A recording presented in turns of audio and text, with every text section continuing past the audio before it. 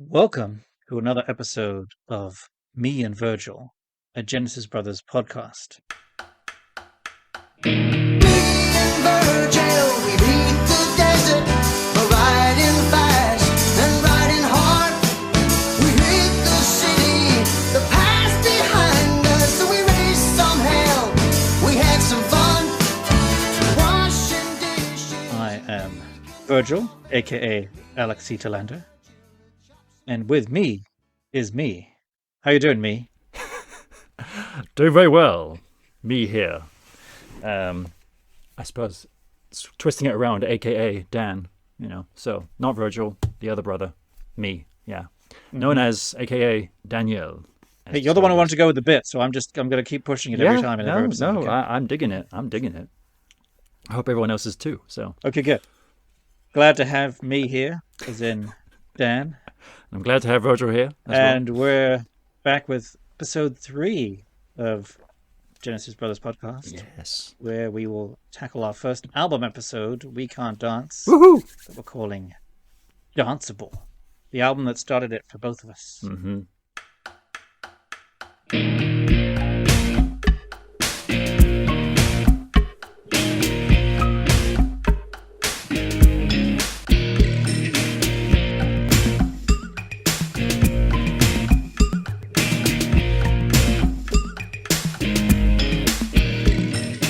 You said you wanted to kind of kick off the episode. I had you do the notes for this one of where we continued off from last time. So was there anything specifically you wanted to continue further from last time, or? Yeah, because last time in our previous episode, those who were there, we actually did a list of our favorite albums, and this was at my number one. And for years, it's always been my number one. But funny enough, only just today, I was almost starting to have a rethink. So, That's how it is with this band, isn't it? Yeah. I will tell you, my top songs changed since last week. Okay. Or since we last recorded. okay. Musical Box got in there now. Oh, you got Musical Box in there now. Okay, good. Yes. So All right. good. Well, yeah, and as always, welcome back to those who were with us last time, and welcome to any fine folks who are listening to the very first time. We welcome you here, me, and Virgil. Yes. So yes, So we don't want to rehash too much because we covered quite a bit in the last one with this of what our feelings were for We Can't Dance, and in the first episode for how everything started with us with Genesis. So we don't want to repeat ourselves too much. But is there anything off the top of your head that you want to say about We Can't Dance before we dive in and start talking about the songs? Well, I guess it almost can turn into the cliche story saying this is where it all started for me and everything, blah, blah, blah.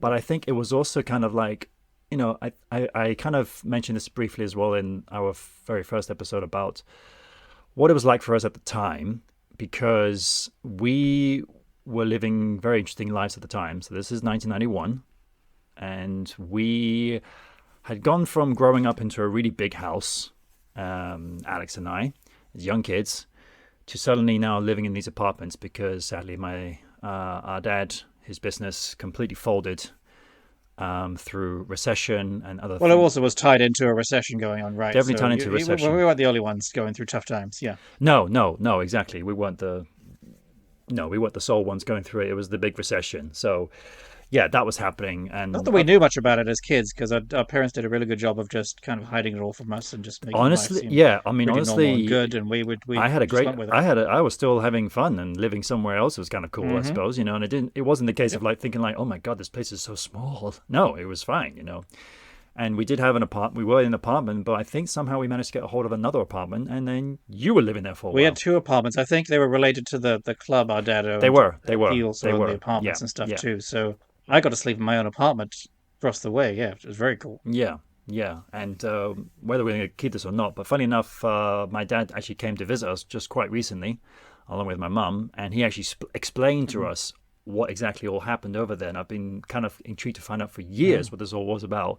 And apart from the recession, that yes, these apartments were all associated with the club, the sports club that he owned, and so people can stay there. And apparently there was going to be a huge, like these Japanese clients had just sold out the apartments. They had sold it out, and at the time, the Kuwait war broke out, and that Oh, just wow. completely grounded all because of flights. oil and everything and Yeah. all that stuff with the world. Yeah, And all flights much were like just cancelled. the Ukraine-Russia war now has created a lot of There you go. turmoil There and you go. uncertainty in the world. Yep. Totally. So because of that, no one can come Yep. over. So basically, that Yeah. just that was pretty much like the nail in the coffin Okay. for that business. So Hmm. anyway, we're in these apartments now, and yeah, somehow during that time came across Weekend Dance album, and then of course the famous Nebworth concert. But yes, with the Weekend Dance album, I remember vividly like seeing it, the trailer. We got the album on cassette as well. So it's the good old days of Hmm. cassettes. So we actually could Hmm. have like we knew what song one was and the last song on side one was and song and etc. The same with side two. And to me, yeah, it was just my real first time, the very first proper time being very conscious of listening to an album of music and how loud and powerful it was and good to hear as well. Good old Phil, because I only knew Phil. I didn't know Mike and Tony, you see, at then. I just knew Phil. I didn't even know who was in Genesis or how many people were in Genesis or anything like that, you see. And Hmm. it was just a really impactful, powerful sound, which of course then led to my eventual love, first curiosity, and then pure sheer love for drums. And I can tell you for a fact, for a drummer's fact, that album is awesome to drum to. So the drums are It, super freaking yep, loud, I agree too. super well The drums are produced. amazing on it. Producer Nick Yep. Davis did a fantastic job in Yep. taking over for Hugh Padgham. Yeah, it's Hmm. and the songs are just fantastic. It's just I feel like, and actually, I wanted to mention this last time, but I thought I'll save it for this one. That to me, the one last thing I'll say before we dive into it is that I remember Mike Rutherford's comment that he said, we never really got that Dark Side of the Moon album for us. We never really got it. And there's no real classic album of ours and everything.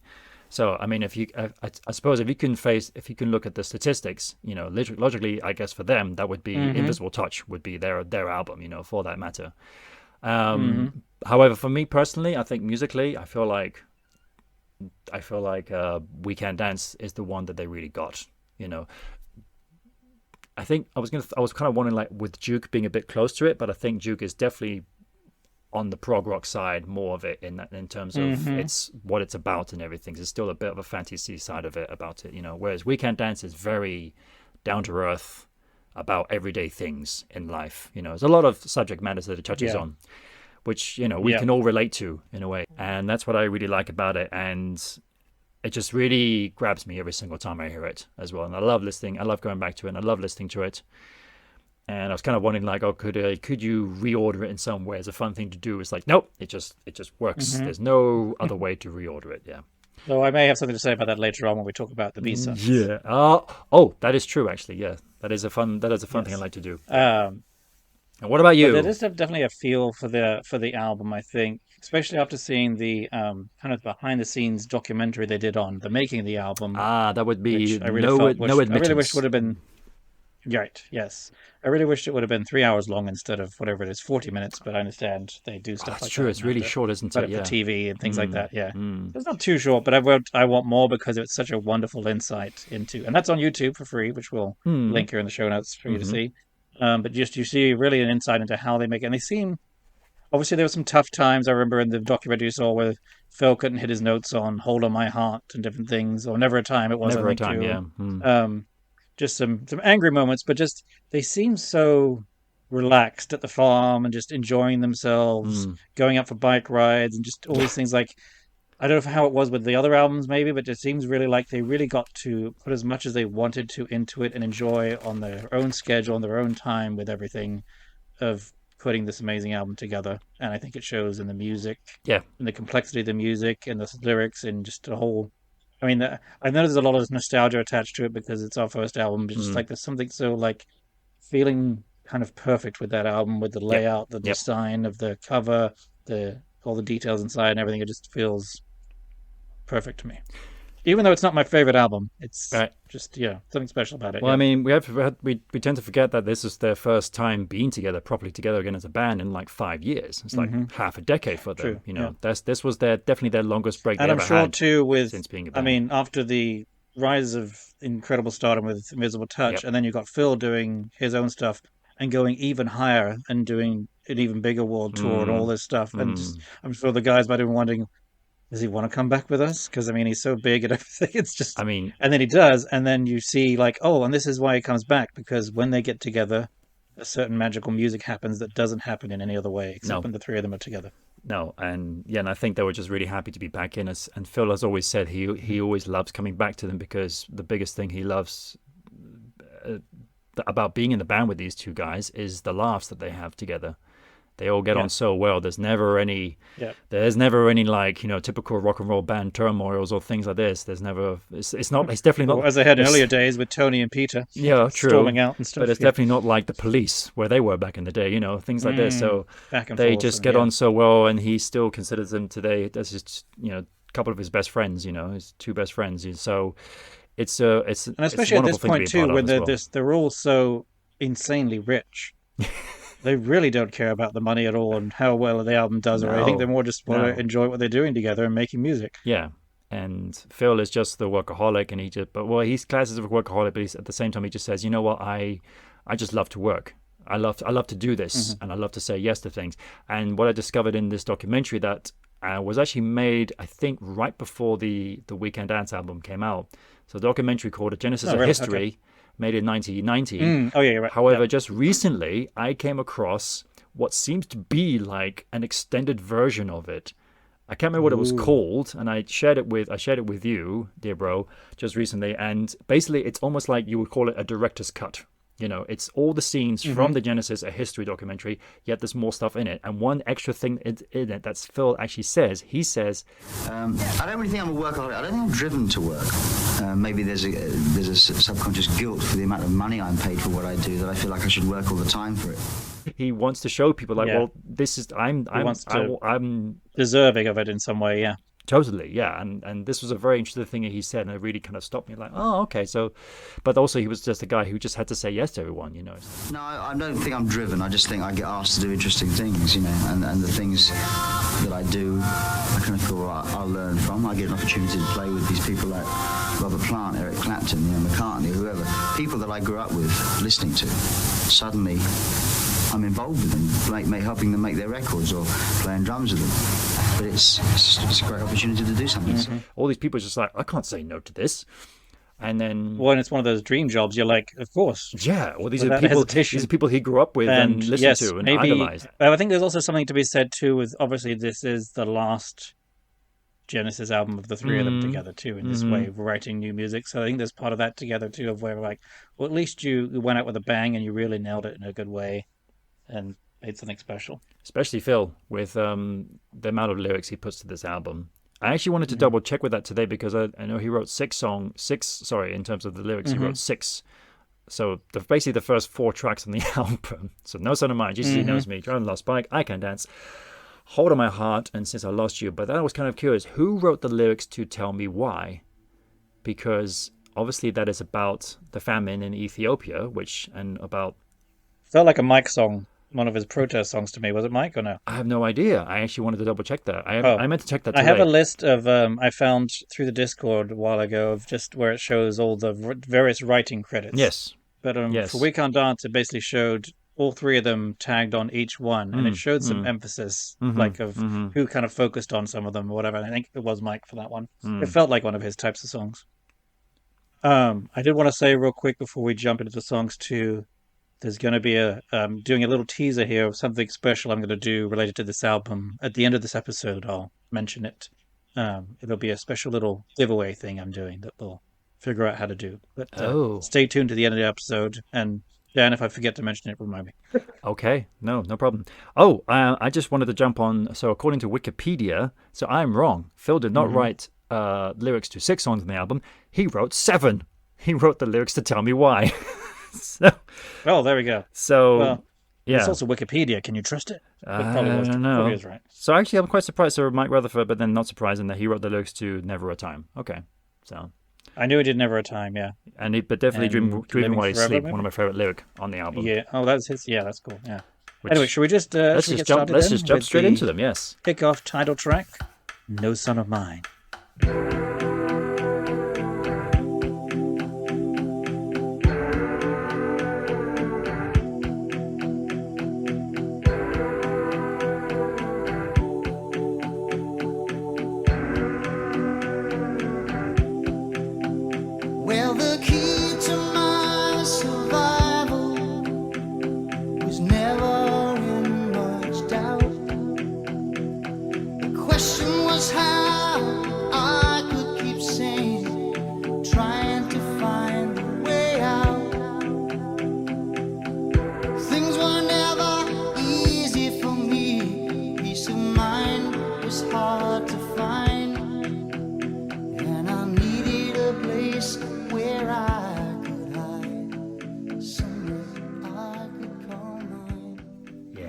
the infamous elephant working title for that song. Yes, that was again the fun thing of the documentary, seeing the little working titles they had for everything, and that Mm. strange sound that was some riff Mike played that Tony took and played around with through his keyboard thingies, Yes, I love how they said whatever he like did, and I then love the it just you keep getting reminded of the relationship between Mike and Tony. Which is just sort of, he was just playing random guitar. He doesn't call it random guitar, he says it was very fine guitar playing, but I say it was random guitar. But that's what he grabbed, and he Right. actually showed the but original also they were sound that what freely Mike had. freely steal stuff from each other too, which is a kind of a cool thing that they're Totally. they're a band. It doesn't matter. You share and you work together. Yeah, and this And is you have this really cool. incredible sound that I've never heard replicated anywhere else in any sort of way or anything close to it, and it's just such a it sets a mood in such a way. Well, once you're again, kicking off with a the brilliant clicking kickoff top. to an album. I mean, mean, just to kicking off you with have the count- ticking clock. ticking clock. Yep. Although I love how Tony Smith in the reunion in the Turn It On Again show, when they were showing the clocks on the screens, for some reason Tony Smith. Oh no, not Tony Smith. The lighting guy, Patrick Woodridge, I believe. Sorry if I got that wrong. Wow. The lighting man, for some reason, he kept calling the clocks because they weren't on the screens yet. They were talking about it saying, and he kept saying, "So when you have the 3 clocks on the screen," and and they were like, You show 3 faces and then your 3 cocks after that. 3 what? 3 cocks. 3 clocks, you mean? Oh, they're clocks. Sorry, I The clocks are no son of mine. I thought you were... What's clocks? Clocks. 3 cocks. 3 cocks. 3 cocks. What sort of show you think you're doing here? Okay, I'm not in Vegas now. It's a different band, I think. Yeah, little Spinal Tap moment. yeah. So yeah, but an amazing start to an album, and I know these guys are very proud of this one, and I can totally understand that because it is just insanely. So it starts with powerful. the ticking clock, and then there's it's 2 beats and then 2 beats. Now, is that a bass drum or is that just a drum machine or something? I wouldn't be surprised if it was a drum machine, but I think it was one of the people from actually the Tabletop Genesis who they actually thought it reminded them of the song Time. A fantastic podcast, Genesis Podcast. If anyone needs one, a good one. Yeah, they go through each album and they do a fantastic job. I've gone through every episode of that podcast twice, and still listening to it That's today. impressive. It is an incredible podcast. And yeah, and I remember one of them said that the start of that song, No Son of Mine, either they thought it was or it reminded them of Time by Pink Floyd. And it's actually quite true because Pink Floyd, you've also got the ticking sound, which is done on the bass, by the way. Which is actually my favorite track on the Dark Side of the Moon album. It's a good choice. And you got the ticking sound, which is actually done on the bass, funnily enough. And then you also got the boom boom. So, but I guess it's inevitable. But you're gonna have a ticking sound, then you got to have a heartbeat. So yeah, and it's just Did they brilliant. do you know if they did that double beat thing we were talking about? Did they do that on the bass drum live? I don't think they did, right? No, I think it's part of the backing track that they Again, have part there. of the right. Backing track there because And then you have the to try elephant and sound. to try and replicate that live. They probably did try it, saying Chester, why don't you try that on the bass drum? But it just wouldn't be the same. You just had the doom doom, this No. massive sound Yeah, coming it'd out. be too much. Because again, it's all about that slow. I mean, the way Slow it just build. slowly builds in, and then you have that horn of an elephant sound just roaring in. Like what's going on These here? beautiful, and then Phil starts insane, singing. eerie chords underneath. And you just instantly in a scene. You've got a scene straight away. You're like, okay, Yep. what's all this about? And then thinking about it, like the very first lyric on the album is like, well, the key to my survival was never in much doubt. It's like, okay, wow, this is we are definitely not in the land we got of some big guns right away. we are definitely not in the land of invisible touch anymore. That's for sure. We are somewhere definitely completely yes. different. Talk about Simple Love Story. Yeah. Yeah, and I love how this story originated. That they were just jamming, as they all do with this album, and then And we came to the chorus, what was to become the chorus. I was singing, "No son of mine, no son, yeah, no son." And Mike said to me when we came to writing the lyrics, he said, "On that song, it sounds like you're singing No Son of Mine."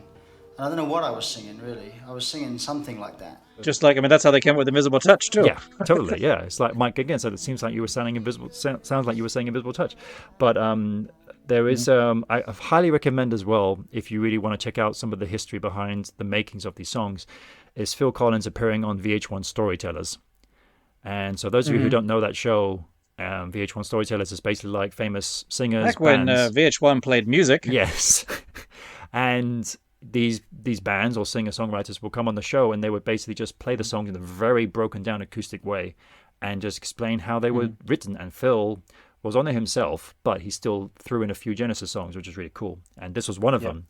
And I love he said, I started singing, "No son, you're no son of mine." For some reason, I don't know why. I had a very happy childhood. Yeah, that's right. I do remember that now. Yeah. but of course, then and so it builds up, and you've got the very strong lyrics. Very Well, then the powerful really lyrics. pop. I mean, you got what is it? You've got is it a verse? Trying to think, or is it just a couple lines, and then that drum comes in. Oh, I didn't think much about it till it started happening all the time. Soon I was living with the fear every day of what might happen that night. I couldn't stand to hear the crying of my mother, and I remember when I swore that would be the last we'd see. And I never went home again.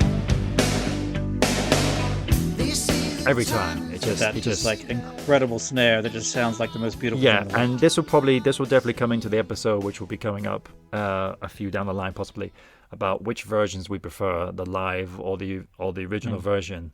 And I'll just very briefly jump onto that now, just because I have to say it. I actually do prefer this version because The studio, yep. I do prefer the studio version because I do prefer the sound of Phil's snare in particular. Because it it is just gorgeous. has this such a fat in your face snare. Again, it just fills It everything. It's like a fills whole everything. experience. Not enough to deafen your ears, but it just is No. there. It's a brilliant balance. Plus, I believe that that when they did play it live, I think they took it down perhaps half a semitone or something. Maybe not on the Weekend Dance tour, but in the later tours. But with Chester's as amazing as Chester is, and that drum kit, he had a different drum kit than what Phil has on the record. That snare does come in. It's very loud. It's very there as well. It just doesn't have that same tone about it. That tonality about it. So. I didn't think much about it till it started happening all the time. Soon I was living with the fear every day of what might happen that night.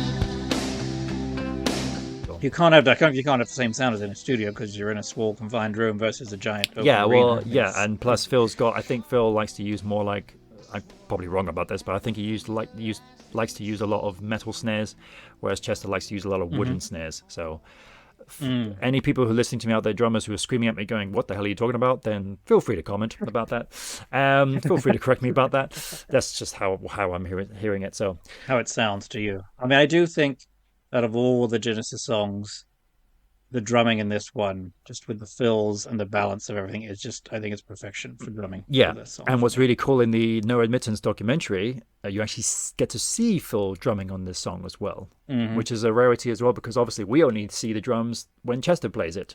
So it's really cool to actually see Phil putting down the drums, unlike other documentaries where they've showed little clips of them recording the Invisible Touch album or even the Mama album, when that was available as part of the reissued box set for the album, for the Mama album, and you got actually Phil's homemade footage of that, of them recording the Mama stuff, the Mama album material, the Shapes album, the self-titled album.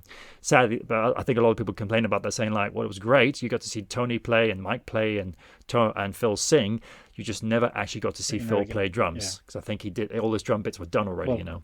Early days of video technology that wasn't as good. Yeah. So it's really cool to get to see Phil play this, and plus from a drummer's perspective as well, I got to see, like, for example, that right before then you got into this, then the bass kicks in, and you feel like this is really building to somewhere, and right before that bass kicks in, you have this double snare here, and this was one of the very first things that I learnt on the drums as well, in terms of like which hands to use, you know, which in drummer's term is actually called sticking. So you use the right hand or the left hand, and seeing Chester doing it, he's actually going right, left. Whereas in the studio, you just see Phil doing it like, well, I'm just going to use one hand. He just goes right. Well, and you can hear that. I mean, I can hear it when he's playing. I can hear it because it's slightly different. It's so small. slight difference, but you can tell just of how the side is being played on everything like that. It's super cool. And it's just the whole song is a constant build, Yep, and then yep. crescendos with the chorus, and then comes back down. It's just like Yeah, you get into that crescendo, and then in that well-crafted song power, everywhere. and it just opens up completely into this phenomenal chorus.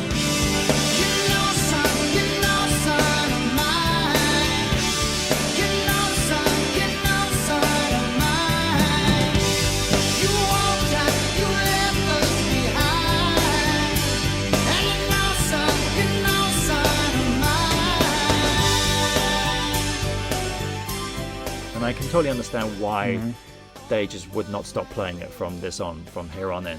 Every tour after this, I think it might be his favorite song out of all the Genesis catalog. I mean, I know it's one of his favorites, and he's always wanted to play it and stuff. But Okay. it might be his favorite out of all of them. Okay, I'm not sure, but I'm just it's my vibe I'm getting from Phil Yeah, when he loves singing it and playing it so much.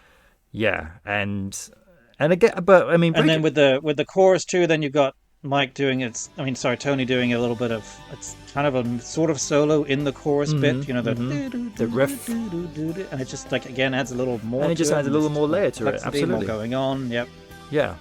And then as Genesis do so well as they transitions, and then you've got this, and you have the other chorus, and then boom, it comes back down Way to back down again. elephant sound again. Yeah. Minimal stuff. Yeah, And but then now we're breaks back. into the next But verse, now yeah. we've got a full groove here, because that groove just keeps going. Because again, you've got this kind of like ticking sound that gives you the impression, that gives you the idea. I mean, it's painting a wonderful picture for you as well about this boy who's come from an abusive family, and life just kind of keeps going for him, and he doesn't know whether and he ran away from home, and then he's going to come back to home, and he's not too sure, and it feels like this just keeps going around his head, and I feel like they really transition that brilliantly in the song, because it's either the ticking clock or the drums with the bass, and it just keeps going. It just keeps going and going because this boy is constantly thinking that.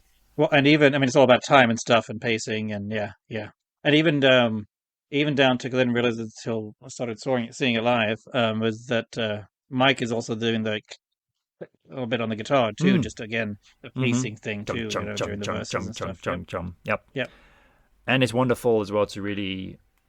We tend to forget at this point that it's like, oh, Mike's lead guitar playing has just risen so much. He's just becoming a really wonderful player, and I'm really happy the way he's kind of come about, because he's definitely a different player from Steve Hackett. Steve Hackett was really about solo single notes. I really like Mike's guitar playing in terms of like he really likes to combine a lot of notes with his solo playing, if I'm making any sense here.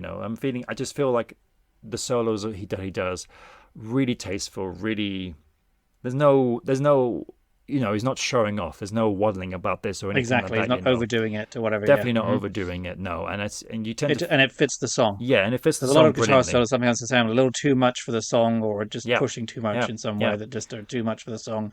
And I his love just fit right, and I yeah. love the solo Same stuff with that he Michael does the here. Mechanic stuff too. It's always been that way, where he Yeah. hasn't tried to do too much. No, He just done no. what's right for the song.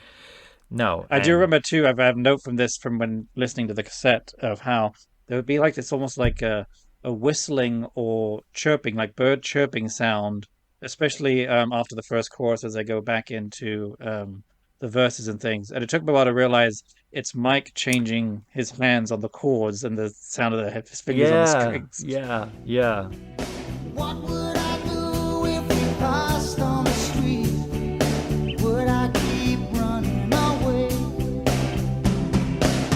It's funny that they Which again was a cool little detail to keep that in, and something you probably, I don't know if they could have taken that out then. I mean, obviously with later editions, I feel like I'm sure it would I take think, on you could I do think that. you but hear it's- something like that as well in Tony's Heat Haze on the Duke album.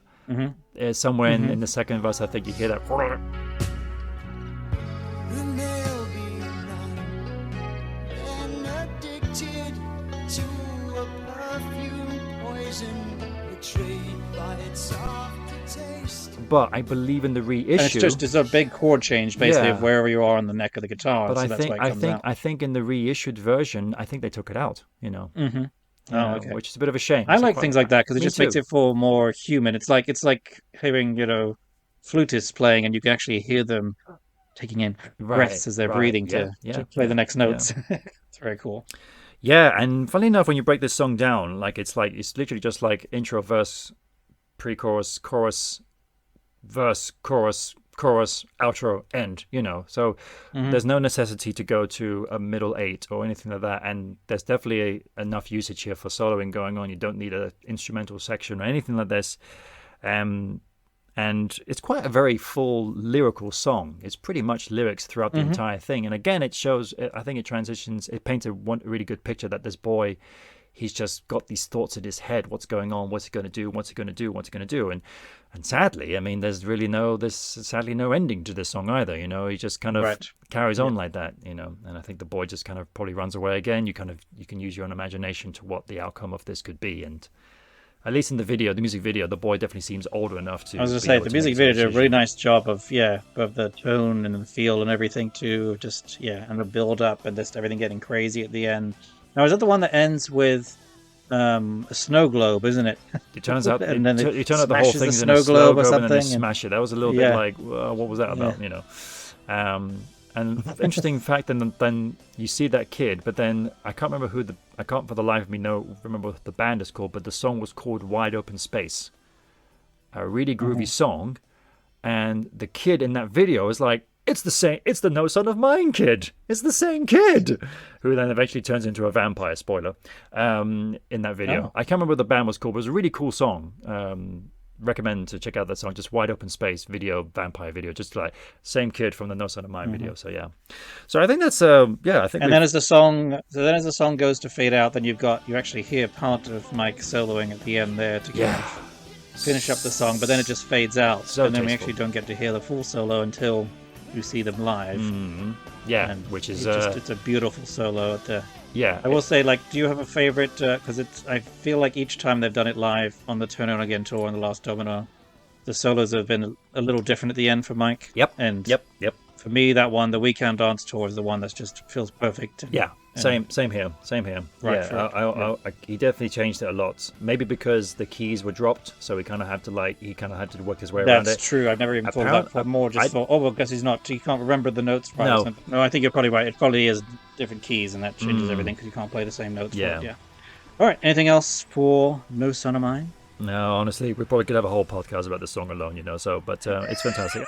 Maybe one day we will. I do like the way it fades out as well, because again, it just keeps you in that mind of that kid thinking what I'm going to do. So So now we move into track 2 of the album, Jesus, He Knows Me. Oh yes.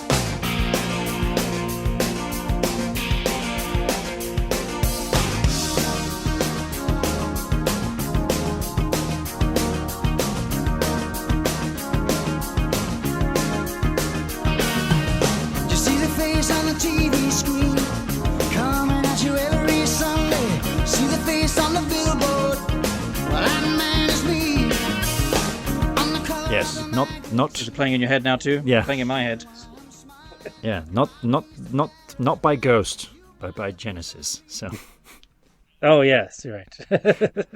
2 very different bands, but a very cool version. But anyway, we can touch on that later on if we need to. So, yes, Jesus, He Knows Me, a brilliant second song as well, because we've just gone from kind of like half-time slow, and I mean that in the best way possible, feel to suddenly you just get picked right up into a complete double time track that just kicks butt.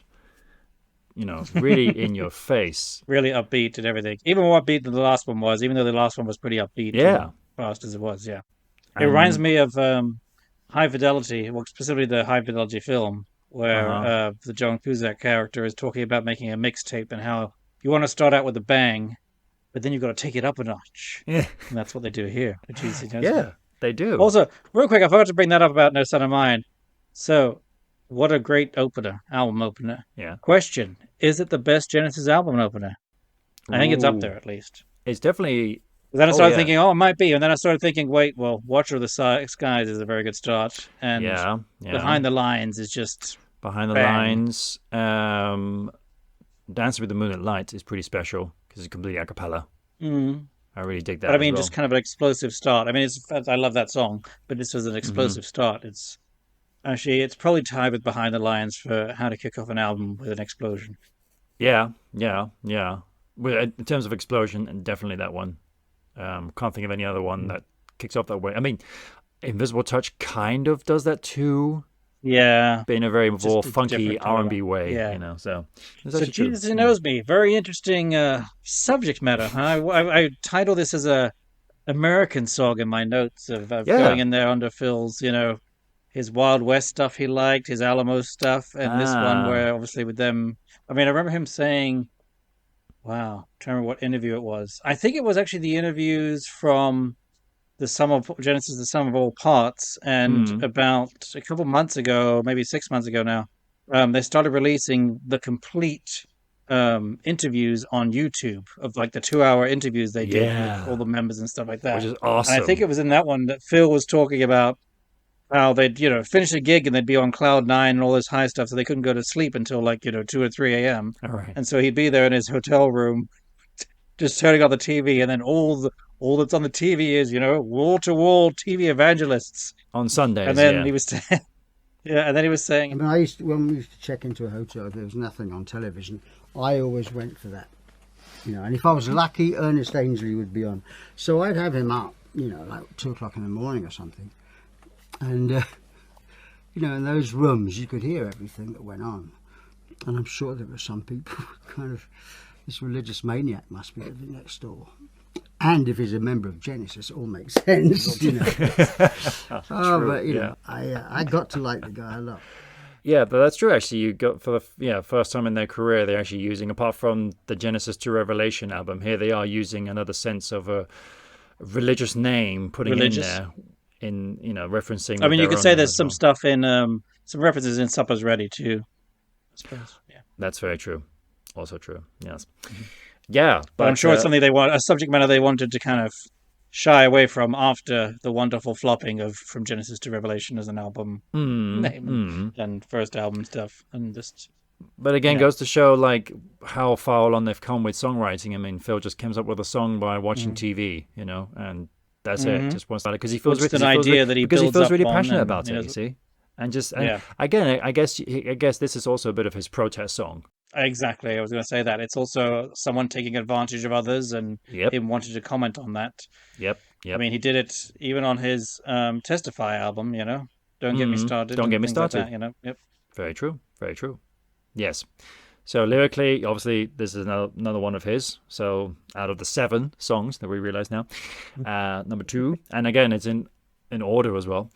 That sings about TV evangelists and how he basically is playing the character of a TV evangelist. So he is singing from a first-person perspective of this TV evangelist and how he loves his life because he gets to. But actually, no, I don't think he's deliberately saying like I am ripping off his people. He is a person who deliberately feels he believes that he has the touch of. If I'm reading that correctly, if he's feeling like I do have the touch of God and get me $18 million by the weekend. Well, he's playing a TV evangelist in the song, and it's kind of interesting. I mean, obviously, Peter had as many characters that he showed in his various songs and things like that too. And Phil did it a bit with robbery, assault, and battery. I'm trying to think if there's any others, but it was another opportunity, I suppose, where he could have, if he wanted, done a bit of a voice in some way, but he chose not to, which is, I think, probably the right choice. No, it probably would have taken it a bit away from the song, and if this had been written in the 70s, maybe he would have done a bit of a voice then for it in some way that would have worked. But I think this time it was right to do it this way. However, the music video goes all in with it. They saved all that. They saved all that for the music video and even for the tour as well. That Phil would play the put the character on at before the song, intro introducing bit the song. where he gave an intro bit and then put it all on and start proselytizing during the song and towards the end with the guitar solo and everything. Yeah. Now the Lord speaks to me. Yes, the Lord speaks to me. He whispers in my ear. It's a beautiful thing. Yes, he does. Disbelievers. He whispers in my ear. It's a beautiful, wonderful thing. And he said to me, go on to the television. Go on to the television and get the people to touch the screens. Touch the screens and heal. Heal. Out, demons, out, heal. You do any of that bullshit you got to do, but get me that $18 million by the weekend. Praise the Lord. Praise the Lord. Now, I have to be truthful here that some people do think I'm crazy. But I truly believe, people, I truly believe that Jesus He knows me. He obviously saw a lot of these evangelists, but there was one particular one he said, and I've forgotten the name of it, Jimmy someone, Ernest Ainsley. and just said he really just basically copied him. And that's who he's replicating there, you see. So, and of course, Phil with his acting chops. Do whatever you got to do, experience but with get me that acting. $18 million by the weekend. Yeah, and obviously Phil putting on his acting skills once again, and then just doesn't it so brilliantly. And again, it's showing the humorous side of Genesis that they always have. They have always had, you see. And I suppose coming from a song like No Son of Mine, you've got to.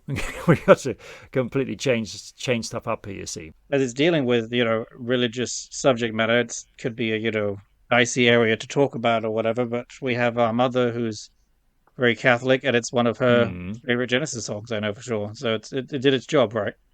Well, again, it's a very Except for catchy... maybe the millionaire TV evangelists who might have been a bit hurt about it, but they could just sleep on their better money and deal with it. Yeah, they're doing okay for themselves, sadly. But yeah, a brilliant second tune, and yeah, you've just got this pumping drums underneath, and again, it's a really fine opening lyric for that. Do you see the face on the TV screen coming at you every Sunday? And that instantly just makes you think about, oh, well, an image. Okay, we know what he's talking about. And again, of course, if you do have the CD notes or the record notes, whatever you want to call it, that it does explain kind of like underneath. I've not seen it in literally years, I have to say, sadly, but I think it does show on the song titles a little glimpse about what the song is about. And looking at the camera right now with Virgil, looks like he's about to go and get the copy of the album. So what do you want to know? There we go. Bit bright, but if you can read it out quickly for us. Yeah, it's like a little. Well, I don't think. Oh, you mean there's some description? Isn't there just the lyrics to the song? Oh, okay. I thought maybe there was discussing. No. I thought there was. But there is a part of like the art design and stuff, little doodles for each song. There is. It's a television with a TV evangelist on there. Yep. And then above that TV is a halo. A halo. That's right. Definitely one of my favorites artworks of their entire career. This album, and that's what they did on the it's just so during the We Can't Dance tour live when it was on the screen, the big jumbotron screens up there. I think Phil even had little halo on it at the very end of the song. Yeah, he's on his knees, and then the halo appears above him. And it's fantastic. Yeah, what about the way he ends? And he's like praying on his knees, and then as the last beat of the song finishes the song. Well, no, he's actually standing, and then he drops to his knees. I think, doesn't he? Well, yeah, for the lyric. Get on your man and stop there, 'cause Jesus, he knows me, and he knows I'm right. I've been talking to Jesus all my life. Oh, yes, he knows me, and he knows I'm right. But he's been telling me everything's gonna be alright. Get on your knees and start praying. It was just so all cool wonderfully time, theatrical. All wonderfully theatrical. Him leading into that, and a very also going back to the music video too. They all played TV evangelists in it, which was a chance for Mike and Tony to actually do a little bit of acting and unusual character work that they didn't always do. Yeah, that's quite true. Actually, I never really clocked that obviously they are playing them too, because they each take a verse. They each mime a verse. They're playing various characters.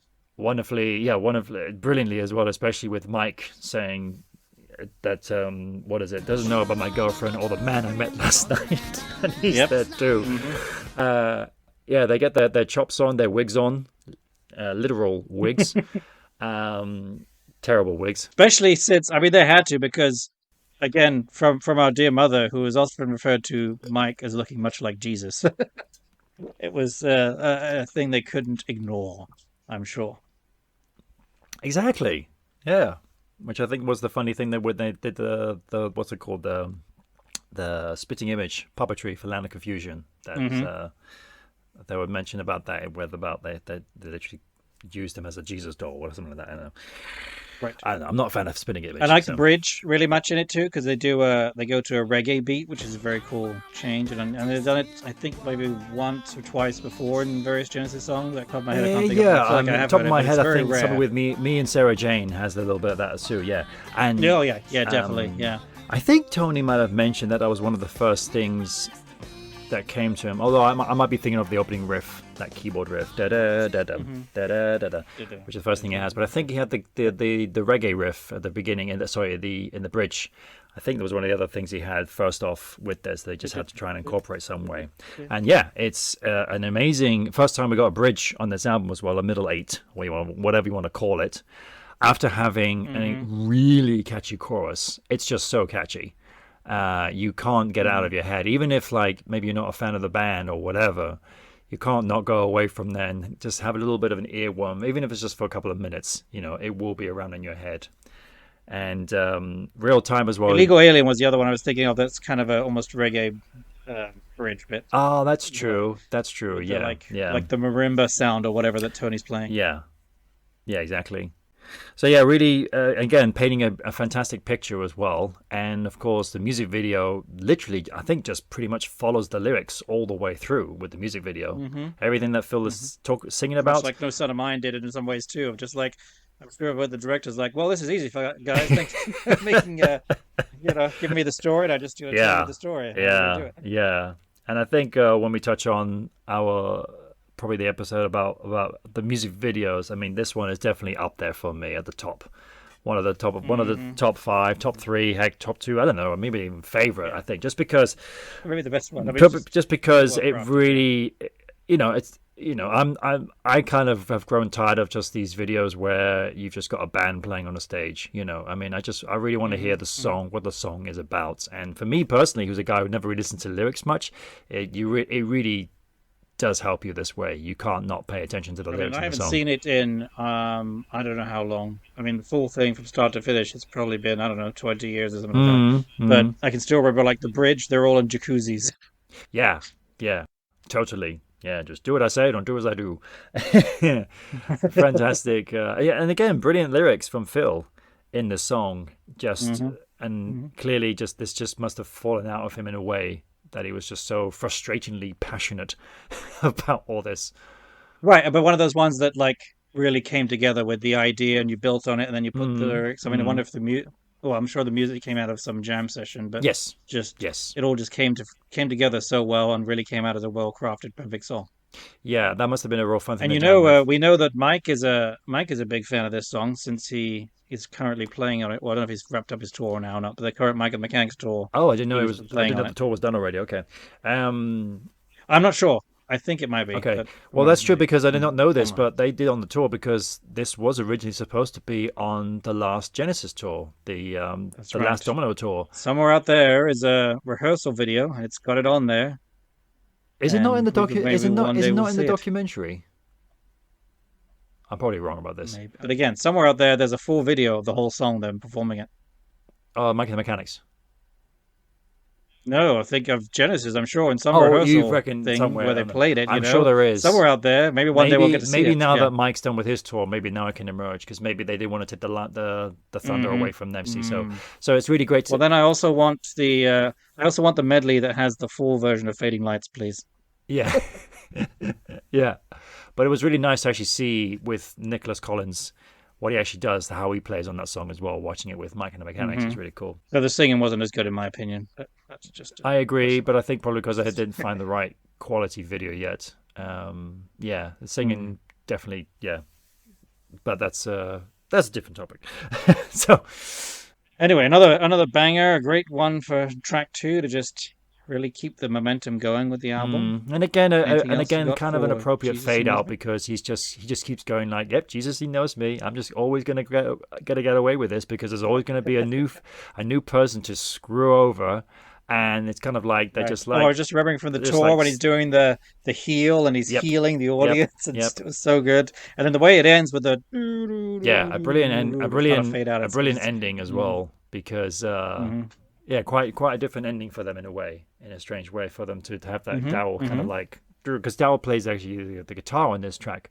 On the guitar, because they have a whole. Now I can't remember. They all have an extended solo section at the end. That's right. Yeah, they go into a solo section at the end. So unless and that's when Phil's working with the audience. I'm kind of wondering if that was the sole reason why, for some reason, because I think this is the only We Can't Dance track on the tour where Dowell is playing guitar. Because otherwise, Mike is the guitar on all the We Can't Dance tracks on that tour.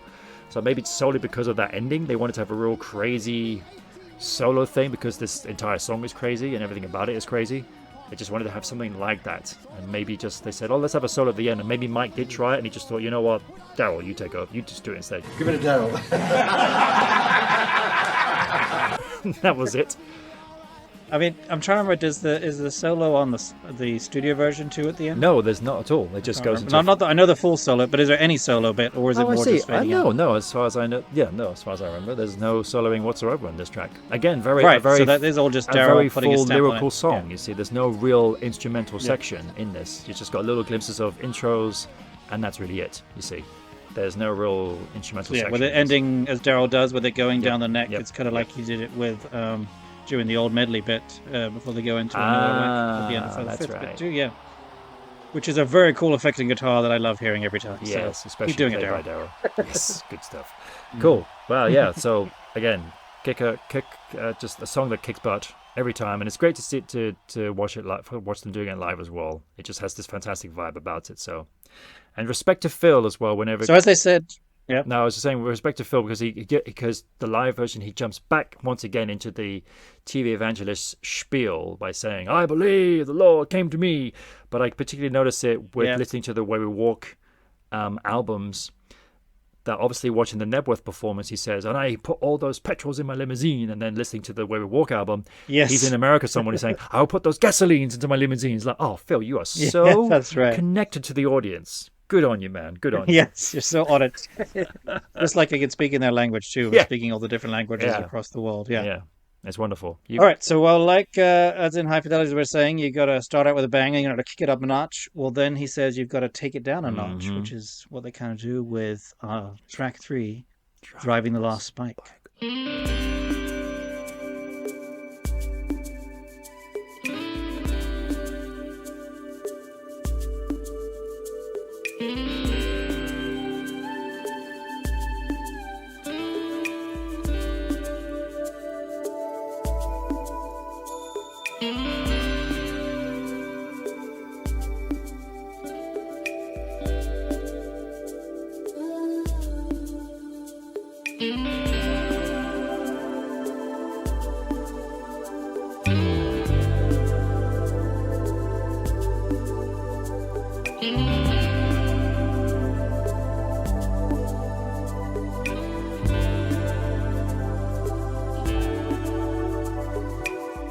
Oh my god, what a track!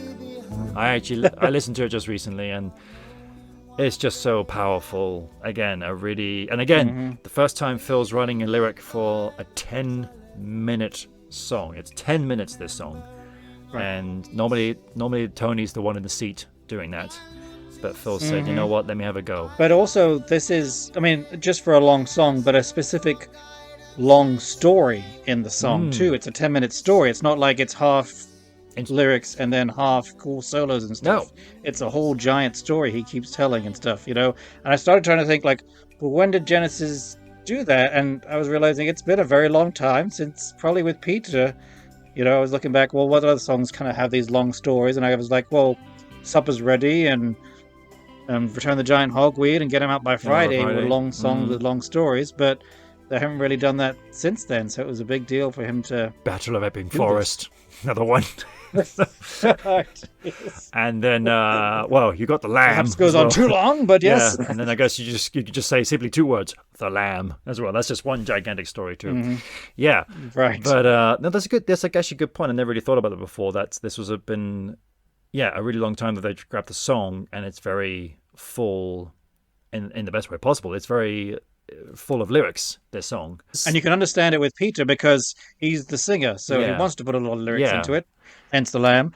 Whereas with Phil, it's like, well, I can do drums and different things, and we can do solos and things, but we're not. We're going to do the song how it is. And No. again, I wish they could release some demo tapes of all their jam sessions to hear what little bits of this song came out through those and stuff like that. That would have been that would be Because interesting. again, the with this song. pacing is just immaculate with this song, and the slow build into it, and then how in the the middle of the song it changes to a different tempo, which is just like it's good old classic prog rock when all of a sudden we kick it up a notch, and But then again, Phil's got, 3 more verses to sing of Yep. more story of this Yep. incredible tale of the building of the British Railways and the loss of life. And I mean, all Mm. the lyrics are just so, like, they hit me every time so powerfully. I remember getting into a bit of an argument with my friend of mine, who he said about this song in terms of the lyrics, because he was like, okay, yeah, cool and everything, but who cares about that?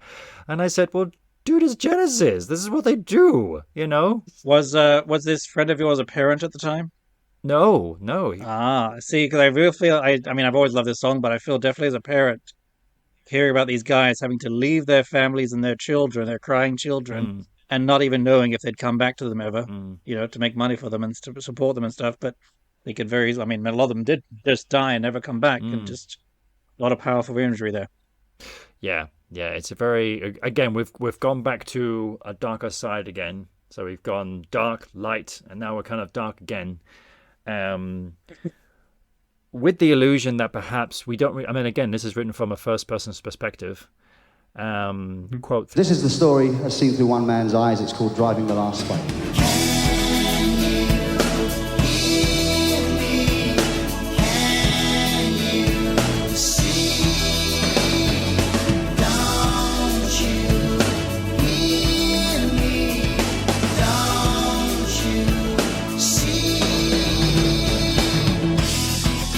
So a lot of I, very. Well, and very sometimes it switches. It's first person, and then sometimes I don't know if I have to check I can look at the lyrics, but it does shift to third person too. oh, okay. Oh, then I Yeah. never really picked up on that before. Okay, that's new to me. So yeah, well, on this actually, and Dan, as I'm looking at the Mhm. CD details here, this has a little bit of blurb Oh yeah, about. that's right. I can read it if you want. In the early 1800s, large groups of mainly unskilled labourers built England's railways. The cost in human terms alone was very high. Oh, I've actually not written. I've not read that in years. I think probably the last time I read it, I was probably so much younger and immature back then. I probably didn't understand all half of it. Unskilled laborers as well. Jeez, wow. Right, so they didn't even know what they were doing, working with dynamite and pickaxes and all these things. Yep. Actually, looking at it now, so it does switch between. I mean, it's first person now. It is throughout saying I, but then he talks about we as well. Oh, we. So That's right. it is Yeah, still yeah. from the Well, first because person, but eventually, it's talking yeah, about because I this and person we. now he's with Yeah, these group of people that who knows how long he's been there for, how many months he's been there for, and of right. course now he And he's regards them as somehow his still friends. alive, and Yeah. Well, can't really believe so it in some ways. And I guess after in he's a lost so many way, friends, yeah. yeah, and I guess in a way, I mean, sadly, there's no real outcome. You never know what happens to him, but at least by the end of the song, it sounds like he's still alive. So that's at least something Right. about it. So you're kind of hoping that maybe there's hope for him that he somehow might get back home, in a way. That is interesting. Yeah, like you said with the end, because there is no, like, you almost would have thought Phil would have put a sort of epilogue on it, maybe having him come back to his family or something. He could have done that, but Yeah, I mean, maybe with how they did the song, just didn't work with that, or what? Yeah, I I don't actually really know. think that. All I mean, the last line is pretty strong though. With "They'll never see the likes of us again." I mean, that was the idea of which just these I have, unique unfortunately, people. now I can't listen to that lyric without welling up because I remember seeing either a tweet or something like that at the end of the Genesis last Domino tour, and they literally quoted that line. They'll never see the likes of us again, referencing Oh, on the screen. referencing the band Genesis, and that really Oh got my that God. really got to me. And True. I was listening to it Yep. the other day, and I was just like, I started to well up. It's like it's so true, it's so true. So I can't listen to that now That's without powerful, being yep. so Reminds me of heartbroken. Roxette. They have this wonderful song called "Things Will Never Be the Same," which is a great '80s beat tune and Mm. everything. And when Marie Fredriksson passed away from cancer a few years ago and stuff, the Per Gessle, the other member, said, "Things will never be the same." That was his tweet, and it was just like, "Run!" Oh It hit me hard. man, But in this way too, it was it's definitely a tough last tour. That I mean, you heard it from Phil. He didn't really want to talk much about it and just wanted to do the music yep, on that last show. yep, yep. I do remember one funny thing with one minor critique, if you will, with Mm. this song performed studio versus live is and I'll double check the lyrics here to Oh, I make think sure I I think I get know it where you're right. going with this. Yes, Do you know what's coming? yeah. Is this the I'll just compass? find Is the this right the one. compass lyric? Yes. Yes, it's they came from the north and they came from the south, which will be a natural, coming from Northern England, Southern England. But then live, it's they came from the south and they came from the north.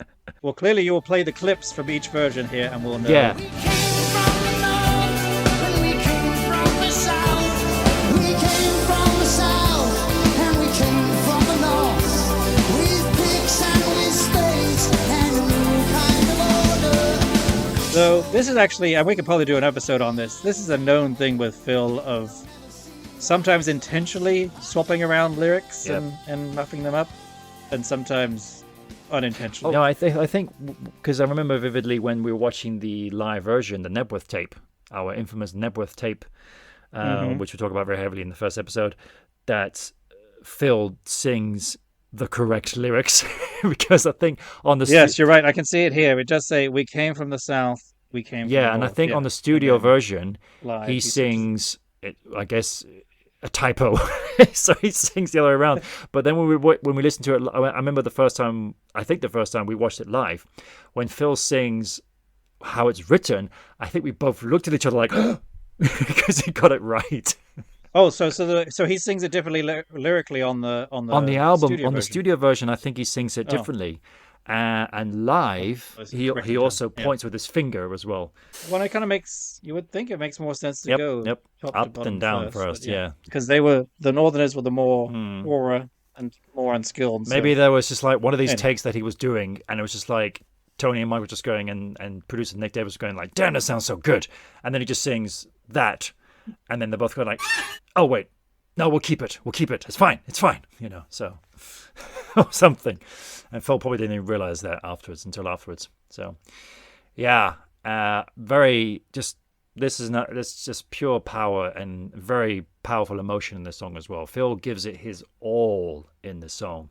I mean, we tend to we see Both drumming and singing. Well, The drums are just like the drums are something else in the song. But actually, I wanted to pick up. We have not really commented on it yet. That this album, I mean, obviously, he's just become such a much more stronger singer over the years. But probably in this album. Mhm.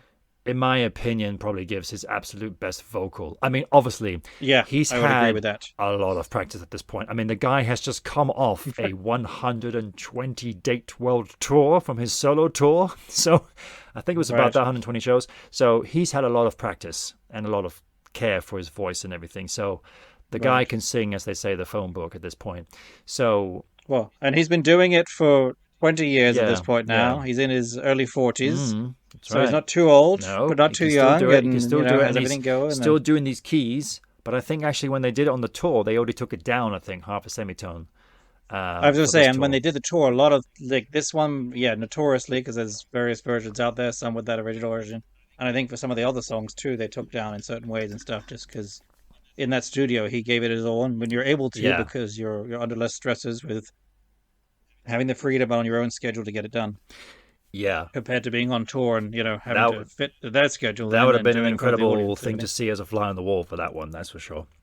And yeah, that's the thing. And I feel like he really digs into it. And again, it helps though that because he always talked about saying, I'm done with singing these really crazy lyrics from Tony. I can't sing that anymore, I want to sing more natural things. And this album, that's why I think for me, vocally, this is his best album because more than half the songs are his own lyrics.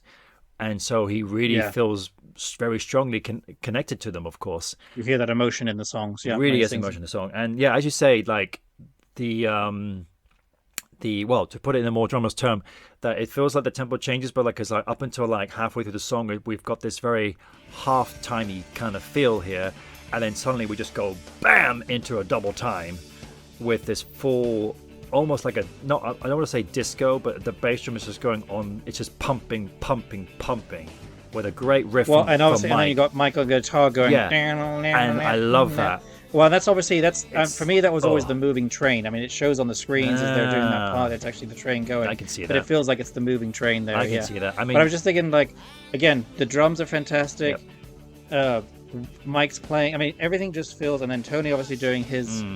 The kind of, they're not really the chorus bits, but they're little bits, the way he brings it back down with his little bit on the, beautiful sounding keyboard and stuff like that, and the organ sounds and everything. It really feels with this song, one of them could not have done it on their own in any way. You needed all of them together with Phil drumming to put the song together to make it the perfection that it is.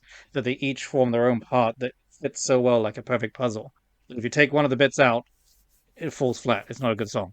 No, you hit the nail right on the head there. Totally. They need the power of the three of them to really But get now through we're on the this head song. into the railway line, right? The railway spike. Driving the last spike, lifting and laying the track. Yeah, exactly. And exactly. Then you finally get the actual title of the song that he says more than halfway through the song, which is quite a very classic Genesis / prog rock band thing to do, right?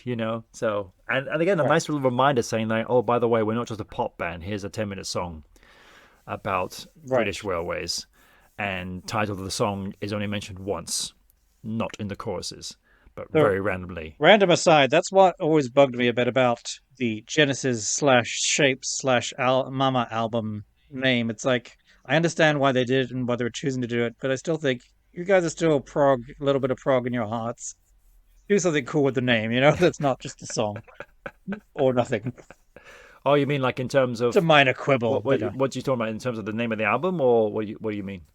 Yes, just like in not giving it a name or whatever. It's led to a lot of confusion, I think, and stuff. And I can understand. And then they said why they did it in Yeah. some things. I feel like, no, you should. It should have just been, no. Should we try this? No, let's not. Let's just give the album a good name. Yeah, well, I guess maybe they just felt a bit weird by saying, here's the new album from Genesis called Mama. I mean, I can imagine like what people might be thinking, It's like, what the heck is this? So, yeah, that would be kind of interesting discussion about what the title, the alternative title for that album could be. I mean, I know they call it the Shapes album because it's just the most, in my opinion, the most ridiculous album cover on it, just showing these shapes from this toy that belonged to my brother's son, apparently, at the time. So, yeah, don't know what they were thinking there. So They could have easily just pulled a lyric from Silver Rainbow and slapped that on the cover, and that would have confused everyone. yes, nice. Okay, anyway, let's get back to Drive the Last Spike. Just very tranquil start, and again painting a really good picture for you, and especially when you do see it live, that the screens just show up on this open field. You see, which is the location of where the railway lines are going to be, and etc. etc. And it just really starts to give you the impression of where you are instantly. And again, you're somewhere very different. You do feel like you're kind of out in the open somewhere with these very wide open, this ambient feel behind you. And again, very strong opening lyric saying, leaving my family behind me, not knowing what lay ahead. You're Right. like, oh, wow, Again, what's happening? Explaining right ahead, you're like, again, thrown right in there, like, oh, okay. We're not holding back again. No, and I guess it's kind of interesting coming from Phil because he says he's always been a writer who's very obvious. He says songs like "I love you" and blah blah blah. But then he gets straight to the point straight away. If you've got maybe Tony, he'll probably write something very, very ominous or obscure, or thinking like, what? Indirect. What are you saying, Tony? I don't know. What do you say? Yeah. So and he'll say, I don't know really, it just sounds cool. yeah. It just sounds, quote Tony, fantastic. Yeah, so you straight off the bat, you've got a very strong lyric, and you're thinking to yourself, it's a great start to the story as well, in a way, because obviously these are all telling stories, and there's a great. It makes you want to opening listen line. and keep following along. It really does make you want to listen and keep listening along. And then, and again, very slow build in a good way, of course, very powerful, strong build to everything, and then you've got these little bits of drum percussive stuff happening. And that riff, which could possibly be, the idea in your mind of men working and built, pickaxes and hammers, possibly things like that. Wow, I never thought about that before. That's brilliant. Yeah. Yes, of course. Just coming to me now. Yeah. The illusion Just about thinking, that. The illusion that like it's, little bits. Yeah, totally. Oh, that's brilliant. Yeah, and then of course you got the drums kicking.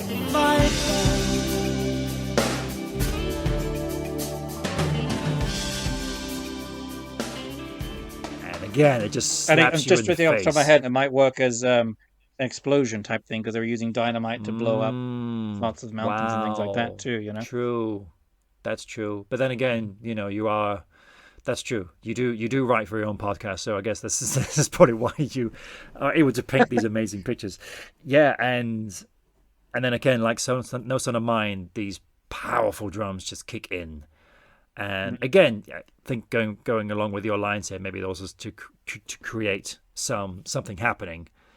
That something major has just happened here. Well, you're telling a story through music. Yeah, Yeah. and probably with those drums kicking in, something disastrous has just happened here, or whatever. And then I'm guessing with the chorus, then the first time the chorus kicks in, and can you hear me? Can you see? And I'm guessing that this was supposed to give the illusion that something has happened and rubble has come down, and you can't even see the men anymore, because they're kind of like buried in a way or something like this, So. Right, and then half of them are buried. Yep. Half of them are dead. Half of them, well, not half, but a number of them are yeah. dead. A number of them are, gravely injured. A number of them don't even know if they're ever going to be able to get out of here, and just all in various conditions and situations. Yeah, it's just really, and again, it's just brilliant lyrics, really just helping you tell the story of this, and nothing but just unfortunate, disastrous experiences that these poor men went through. And Phil, he's a sad story that's just beautifully told. And now Phil just takes it up a notch vocally, and by getting more powerful with his voice, and it's almost like as if he's the one narrating, like I mean, in a way, maybe one can create the happy ending by he is now the person explaining the story to his grandkids, or something like this. There you perhaps. go. Okay. And that could be when he's going, he came back, he survived. Yeah. And now that he's retelling the story, of course, he's now reliving these memories which still anger him. So with Phil, Phil now getting higher up with his singing, it's almost like Phil is now bringing that emotion as the character that he's getting. The deeper in the story you get, the more emotional you get about it as you remember more of it. The frustration and all that is coming back to him, you see, so in a way. And the senseless loss of life, that keeps hitting you, all the friends that are gone now because of it. Totally. I was thinking of how also the beautiful little Tony, like it's almost like a mini keyboard solo bit as that plays at the end of it, and the way it's done usually at the end of a big, it's the chorus or whatever, and the way it just brings it down and quietens it down for a moment. Again, that almost gives the listener time to reflect on what's just been told, just think about what's just happened, and you're like, okay, that's again, that's really a sad story and all this stuff, and then you move into the next verse and you're like, okay, now we're moving on now into more story. It's like chapter 2 now or something like that. Again, a band that definitely knows their dynamics and how to use them, and it's just endless. And then the right at the end of the song, that little keyboard solo gets used again, but now it's got the faster beat under it, and it's got a slightly different, more twinkly sound on the keyboard, which is kind of cool to bring that back again throughout, as it has been coming throughout the song, and then to use it in a slightly different way. Yeah. And then just when you think it just can't get any higher up, then you've got this amazing, powerful guitar part. It's like, okay, Mike is here now, creating this great rhythmic riff.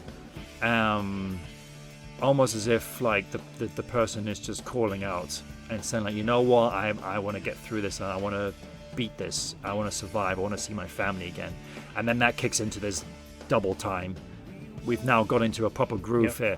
And just when you think like, one can almost feel like, okay, I feel like, God, can I withstand any more from this song?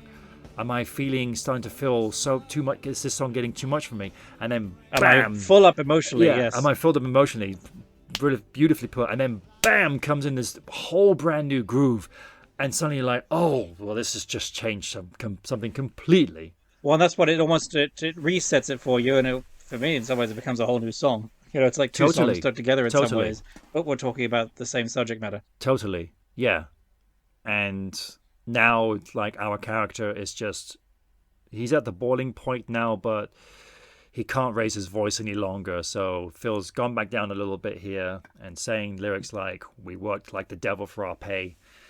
But now, of course, he's really feeling the emotions, and he's really starting to question himself whether he can actually come back home with lyrics like, I can hear my children's cry. I can see the tears in their eyes, you see. I almost wonder, like, if the first part is the sadness of seeing everything, and then the second part is the anger at why it had to happen. Yes. And him now wanting nothing but just to go home.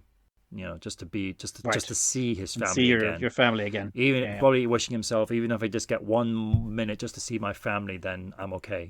Yeah, it is, of course, because it's like during the World Wars and stuff, and you had all these Mm. husbands writing letters home to their wives and stuff, and there's all this emotion in them and stuff like that. I mean, it's not just those all wars. There's those stories and those letters and things like that. That just that's the only way they can communicate and the only way they can release in any way Yes. about the frustration they feel. Yes. Too bad they couldn't ever release this as a single, huh? It would have changed the I world. know. And funny enough, actually, I listened to this for the first time also as a parent, and hearing those lyrics saying, I could hear my children's cry, that really got to me, of course, now being a parent for almost a decade. That was really powerful to hear and quite emotional to try and get through as well, you see. So, and the thought about not having the control of when I would ever be able to see my own children again, I mean, that The horrifies uncertainty, me. yep. That scares me to death. Can imagine that at all. And then, of course, we don't go back to a chorus again until the very end of the song, you see. So, And again, now it's spoken, it's like screamed, almost yelled at you, angrily. Yep. Instead of it being and cries of again, help and Phil whatever, and probably, peril, now and then it's like Phil probably anger. giving his best vocal of his entire career with Genesis, with, so what is it? Hear my children's cry. What is it? I'll always remember that night when they waved goodbye to their fathers. And As they waved goodbye to their fathers. yeah. Yep. And then he just carried, but then that line, they'll never see the likes of us Memories again. of those I've left behind still ringing in my ears. I mean, it's just such beautiful words. Yeah. And then And what a perfect placement on the album too, I feel like, with the third track. Just like it's a long track to show, we're Genesis, we still make long songs. And here's a waffle. yeah, because it's definitely a very heavy emotional song, and I feel like if that was somewhere later on in the album, I feel like you couldn't take it anymore. I think you would just be full of a lot of... You might be sapped already. I think so. Yeah, I think so. So It was yeah, on side 2, yeah. Yeah. It's a good one to Be have. drained. It's a good one to have there. It's like in the best way possible. This is a very heavy song in terms of emotion, so we'll get this out of the way now. Right. And then we can carry on to something completely different, which we'll jump on. Too shortly. dry. And then of course, what's it called? They'll never see the likes of us again. I think he's probably his best vocal he's ever done with the band. He really just gave it his all. And again with the producing too, and the echo, I just like Yeah, and then goes back to that killer riff, mixing and everything. and then finally we go back into the Tony's riff again. That almost like for you now to look back and to reflect. And you're like, okay, so what's the next part? What's gonna happen? What's gonna happen? And he just says that line, one last line, saying, "Can you hear me? Can you see me? Not see me." Is that the right lyrics? No. Can you? When I'm not singing it, then I get the wrong lyrics, of course. Can you hear me? Can you Can you see? see? Do you hear me? Do you hear me? Don't you see? Don't you see? Yeah. Do you Don't see? you hear that? Don't you hear me? Don't you see? Oh, in my perfect world, maybe that's him actually making it home to the family, and that's him actually calling out to his family saying, "Can you?" I think you're right. He's telling the story back to him. Yeah. Yeah. So then it ends with that last like guitar strum that slowly fades out, and then as Genesis do so bloody well, you're like reeling from this sound that you just experienced in song, and then you're waiting, and there's this beautiful silence for a bit, and then.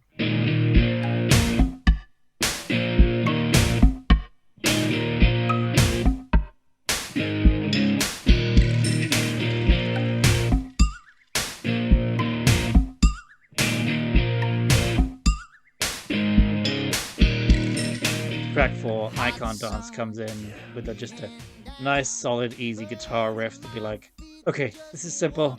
This is a catchy and tune. I can get behind this. This definitely needed that. The album now definitely needed simple humor. Again, we've gone back to a very light, and in terms of musicality and even color, sound, everything. This track is just super light, super simple, super fun, even goofy to a point, but you needed that, because I was just going to say my little wrap up to Driving the Last Spike was like, okay, I think even from talking about it, we're quite emotionally full now to the brim, and we need to go away. Yeah, so you've sat back in your chair now. You've probably just wiped your eyes again for the third or fourth time in this song, And then a track, the title. I was going to say the title track, but technically not because it's I Can't Dance, not We Can't Dance. And again, apparently Phil wrote the lyrics in like 20 minutes or something. Inspired by the Levi's I do jeans like commercials. So. the working title for this was Blue Jean, I think, wasn't it? Blue Jeans. That's right. Yes. Yeah, which is like, I think that also could have just stayed as the name of the song, I think, too, and worked very well. True. Or in brackets or something like that. I don't know. Yeah, because that's right. Because again, this is something I guess that they saw on TV. All these Blue Jeans commercials, all these models and everything looking perfect. Yep. And them, of course, saying like, well, Santa Monica Pier, guys working out and stuff. Yeah. And they're going, well, we're nothing like that. So let's just, again, something they saw from TV, fun. Which is kind of interesting. Like, Jesus, He Knows Me. Something was starting to come to me there. I'm just thinking they're in their 40s now doing these types of songs. And I've been thinking as we've been talking about all the songs here and how, the cover is a father and son. And maybe these are all just like stories and lessons being shared between a parent and their child. And in this one, it's like, they could only do this song at the level they were at now in their careers, where they've gotten a little older, they've had families and children and stuff like this, and they can poke fun at themselves about thinking they're hot rock gods, and they're not really. They're getting to be, more in the old fart category, No, exactly, and they know that, and they wanted to just in a way express that and saying like, we definitely can't dance, and this was the era of pure dance music, and hence the album title, and then just a little reflection upon that as well. Which segues perfectly into my bit. I mean, my Thomas Berg bit I'm referring to, which is an I'm old. intrigued with this. This was high school friend? Yeah, it was early high school. And I remember playing it during our art class. We were able to, while we were drawing and painting and stuff, we were able to play music that we wanted to hear on the cassette player, the radio there. And I can remember playing, at least at one point, Invisible Touch and hearing and doing Anything She Does. I can remember that solidly in my memory, and one person really liking it there. And then also playing, I'm sure this at some point. So I'm probably that means I had those two albums at some point. And also playing this, and then Thomas Berg, a Danish friend of mine, being very confused because he'd probably seen the music video too of them dancing the whole time pretty much through the video. Right. And being like, but it's called I Can't Dance, but they're dancing the whole time. I don't understand.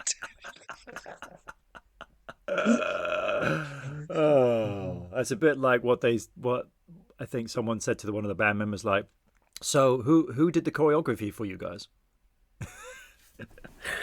Well, and then was it Mike who said, I think it was some weird thing Phil started doing, and then they just, maybe from the Invisible Touch era too, or Touch Tour, and then they pulled that and just extended it to be the way we walk thing. Well, Genesis are very good at keeping stuff that can be 5-10 years old and then bringing it back and never forgetting. I don't know how they do it, but they do it all the time. That's true, I suppose. Yeah, something sticks in your head, and they just have, and that's the thing. They have the patience as well to say, you know what, it's not ready yet. It's not ready. Or they have the patience to say, you know what, let's not work anymore. Which is exactly how this song came about. And again, I'm gonna reflect upon Phil VH1 Storytellers, that he uses this song as an example, and it's brilliant. It's brilliantly done. I'll definitely try and share the audio here. This next song just came out of a guitar riff, and I started. And Tony had just got a new keyboard, and he had some funny drum machine sounds on it. He says, doing, doing, doing. And he was mucking about with this, and I going, and we like this, believe it or not. And so we said, hey, let's not work on this. Let's leave it one of those loose things, because sometimes the problem with a band, you can over-rehearse things, you can over-arrange things, and so anyway, so we thought we'd leave it till we started doing the sessions. So we started doing it, and we put the basic track down with his funny sounds and Mike's guitar. And while they were putting the track down, I was writing the words in the corner, and it took me about half an hour to write these words. And originally the title of the song was Blue Jeans. Great chorus, great riff, and again, killer riff. I love to know when it's great. They from. Recorded everything. They didn't say anything was too stupid or pointless or wouldn't work or whatever. No, you just leave the recording going the whole time because it's your studio. It's your You own it, studio. so you don't have to worry it's about your that, song, and you keep everything. Yeah, and and you find again, stuff in these that way, these yeah. guys are songwriters, and suddenly something new has come about here. You know, we're like, we're now into technically we're now into the year the 22nd year of this band, I think. Or if you want to go more technical, maybe the 23rd or 4th year, you know, from 1967 to 1991 now. Yeah. And yet still they're like, oh, that sounds new, that sounds cool, that sounds different. Let's use it, you see? Which is why this band is so awesome, because they're just always open for new ideas. And again, just having more than one mind as well, thinking that way as well. And both of them getting on so well and having a great connection and going like, let's use that, you see? I feel like I have to mention here the Lily White Lilith bit that was done in the late 60s as part of a cover of what the other song is, and then they kept that little bit. Yeah, and it didn't show up until the Lamb many years later. It's just incredible. Same with Anyway. That was kept for a long period of time.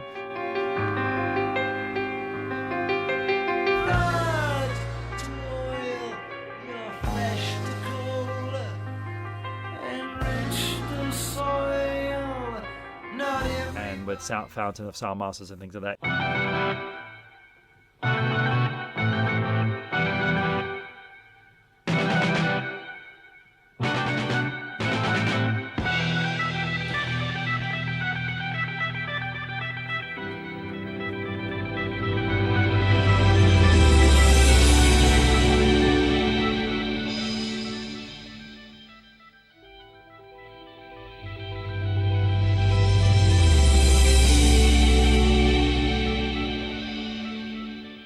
On the infamous, I think it was the Jackson tapes that was called. It's like BBC sessions or something like this, you know. And even Tony had, I think, Madman Moon around. I might be wrong. Maybe I'm wrong about this, but I think he had Madman Moon for a long time as well, I think. I could be wrong about it, so anyway. But, I mean, I Can't Dance, I kind of go up and down about it, honestly, over the years. I mean, I loved it originally, but, and I know it's in some ways it's a lot like Invisible Touch, where it's such a perfect single, such a catchy tune. I mean, it put them on all the top ratings again and awards and all these different things. I can see why they always play it all the time, but I could have given it a miss in the last couple tours, honestly. We Can't Dance still would have been fine, and then let's put something else older in there. Well, again, I think the problem is, like, I mean, obviously on the Weekend Dance Tour, it had to be where it was kind of practically at the end of the show, you know, before they do the fake good night, it works. Fake ending, fake good night walk off stage kind of thing. So it had to be there. Plus, I guess in a way you could say it's the title track, whatever you want to call it, you know. So it had to be there, and I think probably because of the next technically 2 tours they did after that, with technically 3 if you're including Ray Wilson here. Which they actually finished the entire show with that song, on the Calling All Stations tour. Okay. I can't dance. Just can't dance. God bless, gotta be seen, thank you.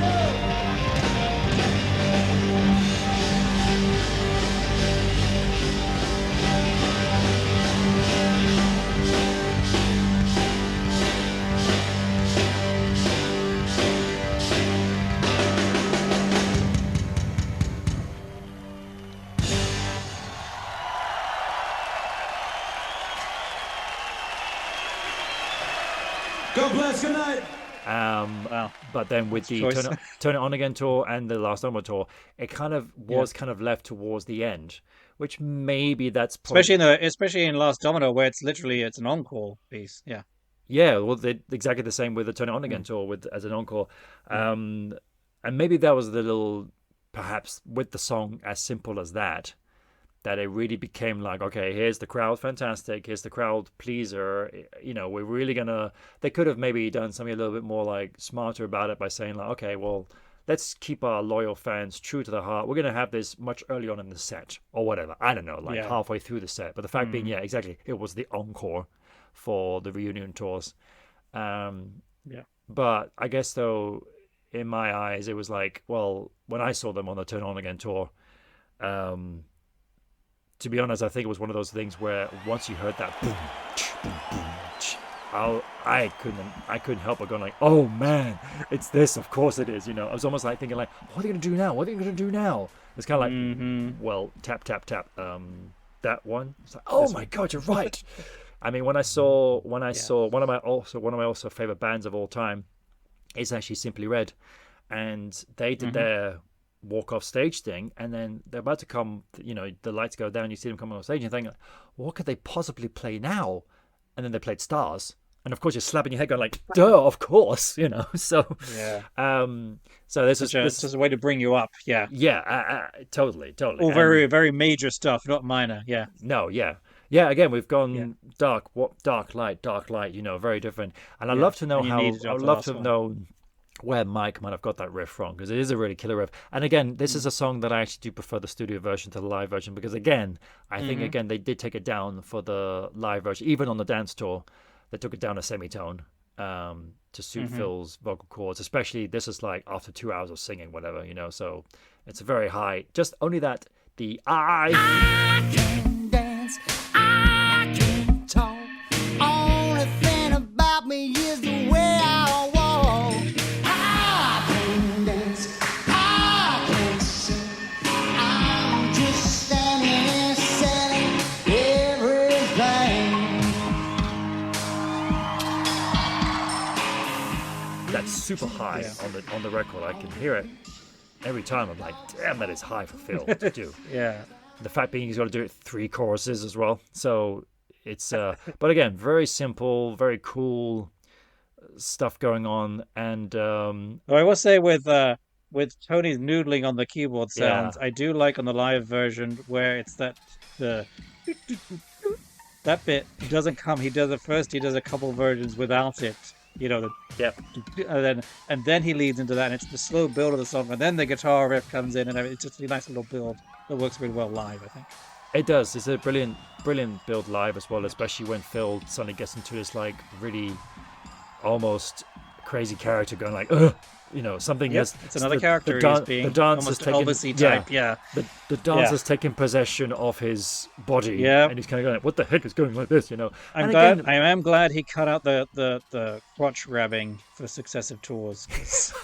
That was little across the line. You know, again, he was being very his hands in his pockets, playing around every night. It was he was being very trendy, because obviously Michael Jackson was still very big at the time and still on tours himself, so he was just doing that. And again, in the music video, and even with his dancing at the end of the song when they're rowling at the very end, he's literally doing Michael Jackson moves. But going back again real quick to me saying I would have preferred another song on there, that's more of a hardcore Genesis fan thing, and you've got to look at, you know, maybe half this audience, a significant number of the audience, they might be casual fans. They might not be the same huge hardcore fans and stuff. So you need to play stuff for them. I was just remembering from one of the Tabletop Genesis episodes where one of the guys, Tom, was saying when he saw, I think it was the last Domino tour show, there was some kid in the audience yelling, "Play Tarzan!" And it's like, for him, that's, you know, part of his career with, you know, enjoying Phil's music and all this stuff. So it's like, obviously that's not going to happen, but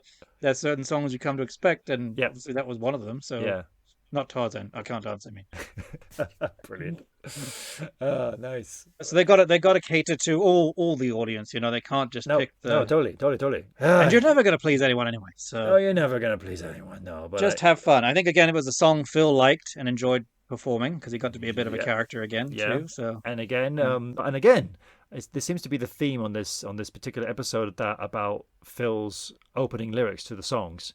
And instantly, again, you got a brilliant.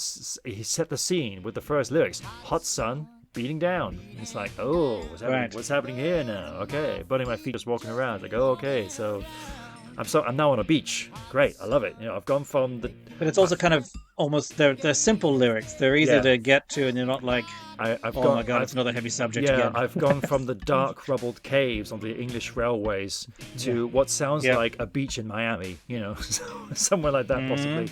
Oh, I can get behind this. This sounds nice and uplifting. Yeah. Yeah, totally. I think I do recall listening to the song, kind of thinking like, what the heck is this song about? You know, because he is painting this scene here. Like he is creating this scene for you here, saying like, burning my feet, hot sun, making me sweat, whatever. It's like, oh, okay, so he's sweating. It's a hot day. and then just says, "I can't dance. The only thing about me is the way I walk." It's kind of like, oh, okay, what's going on? But then it goes, you realizing like it's all about these commercials, models. Yes, I'm sweating on a beach, man. And again, the music video did a good job of just telling the story, right? My non-existent muscles are glistening with biceps. oil and sweat. And funny enough, one of the things I forgot I was trying to think of, and now it came to me just a few minutes ago. Little fun trivia here, I suppose. There is actually a little connection here. So they were basically taking the mickey out of all these like Levi's commercials, jeans commercials in particular. Well, what band actually wrote music that fitted into a jeans commercial that eventually made them a huge hit, and they actually then hired a singer become that band. That band was Stiltskin. If anyone can interesting. If anyone can remember the song for that jeans commercial, the song Inside, the Stiltskin song. Oh, right. And then, of course, they hired Genesis's next singer. Little did they know at the time, of course, for that. It just hit me now. It just hit me on this episode. So Ray Wilson, that was a weird little link there. Little link in there, exactly. So I wonder if in the music video, because it's obviously Phil doing the character. I wonder if he asked if Mike and Tony, like in Jesus Knows Me, so you're going to do the same thing, right, guys? You're going to be showing off your manly chests, and they're like, "No, Phil, this is just you. We're not touching this. This is you. We'll do the dance, but that's as far as we'll go." Phil, you'll sit there in your sleeveless top. Tony and said, "Over my dead body," and your very exposed chest hair. The amount of chest hair you have, So you've got all the chest hair, Phil, so you can do it. Yeah, let's pour water on your hair and everything. Although they did join him in appearing in their boxers or their briefs in the pool room, I think, in the saloon bar or whatever. So, but that was probably the extent of it. Well, yes, a perfect, basically palate cleanser after you've gone through a lot of story and intense emotions over the first 3 tracks. You can't help but chuckle to this song because it really does set a funny scene for you and how amusing it is. And and obviously it's really nice in terms of the drums because there was a lot of drums. There's been a lot of drums on this album so far, but especially in the previous track. So it's quite cool that actually the drums don't come in until the last chorus. And bass, in fact, for that matter. So you've chorus number 3 now, you've actually taken it up a level, which is quite interesting because the typical thing to do would either bring drums in on the second verse or the second chorus, but instead you've got this little funny hand clap style drum thing, which I know you asked me in the last episode, what is that? And to be honest, I don't know. I don't know how they replicate that. And I think Chester does do it live as well. So on the electric drum, I think it was. From an electric drum, which they do repeat live as well. Yeah. But I love Phil, and then you've got this, and then you got like a little 8, and you're bringing in that classic Tony. Rhodes, honky tonk piano style, yeah. It was like I think it's like a or Rhodes electric piano, like whatever. Hammond piano type. And true, he's probably trying to bring in there like a honky tonk style piano to try to fit that vibe. It's just it's a groove, yeah. And again, a brilliant moment. Stroking the keys. Yes, and again, a brilliant moment that Phil says in VH1 Storytellers when he's actually performing the song, just him on a pair of congas and Daryl on acoustic. And as he sings the line, a perfect body with a perfect face. That was written about me. as he says, that was written. Well, I think that ends perfectly for our I Can't Dance discussion. It's a perfect ending for it. Yeah. So I Can't Dance is out the way. We move on to track 5, Never a Time.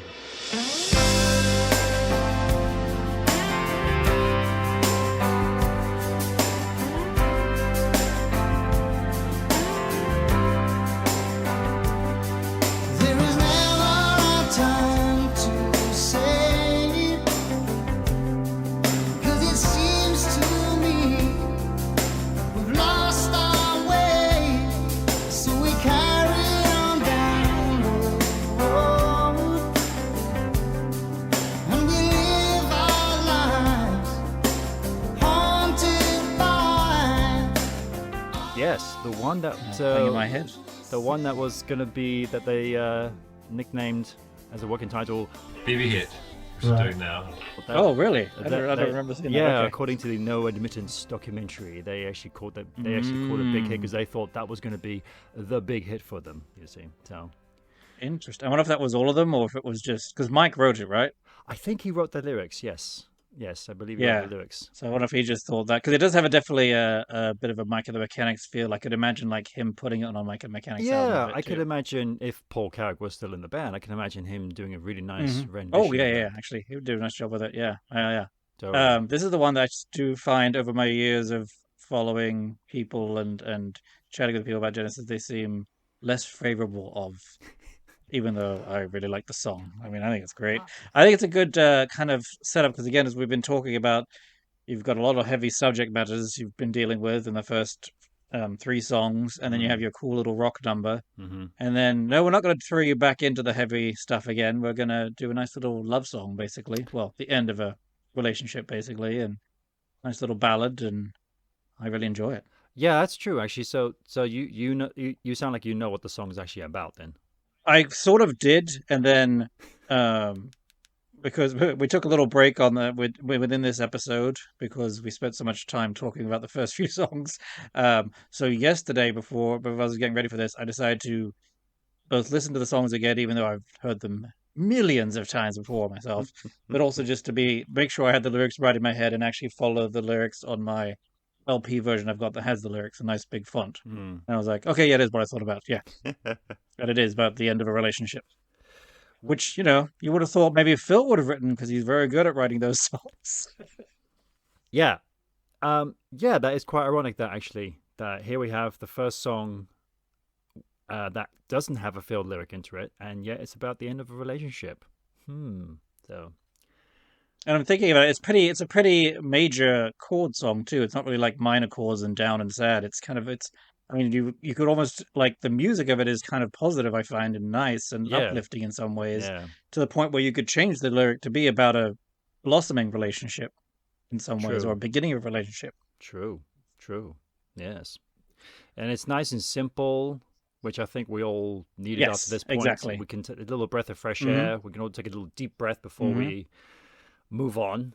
And yeah, it's a nice number. It's obviously I can't help but to me it's almost like the music video for that song is watching the footage of Phil unfortunately struggling in the studio for the No Emitters documentary, struggling to really make a good take of Oh, the yeah, hit song, the notes. hitting the notes Yes, and all that, and it's really singing the flat note and stuff. Yeah. yeah, and it's really cool to see. Actually, it's definitely one to watch. You definitely need to hear the album first, and then go and watch the documentary because you're like, oh, he's gonna hit those notes now.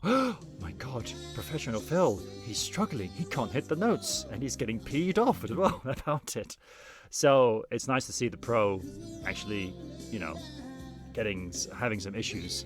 Perfectionist, Showing, but he is showing human. his, the perfectionist showing his issues and showing how passionate he is about it and getting damn annoyed about it that he can't get these points. And you listen to how he And carries on. that's later when in the song, that's that when he says turn. Doesn't he say? Is that the point where he says? Camera off. I think that's been talked about before. Just for a minute. Whilst I think Tony's talking to him about the ending of the track, and then Phil just looks at the camera, just going Maybe that's it, Gary, for a bit. out. He's just like, okay, he said it's out. I'm leaving. I'm done. I was gonna say that's almost becoming a thing because there's a similar thing in the Turn It On Again tour documentary where Phil can't do the is it the double bass drum on Duke's The Travels? Duke's Travels. Yep. His legs won't do it anymore.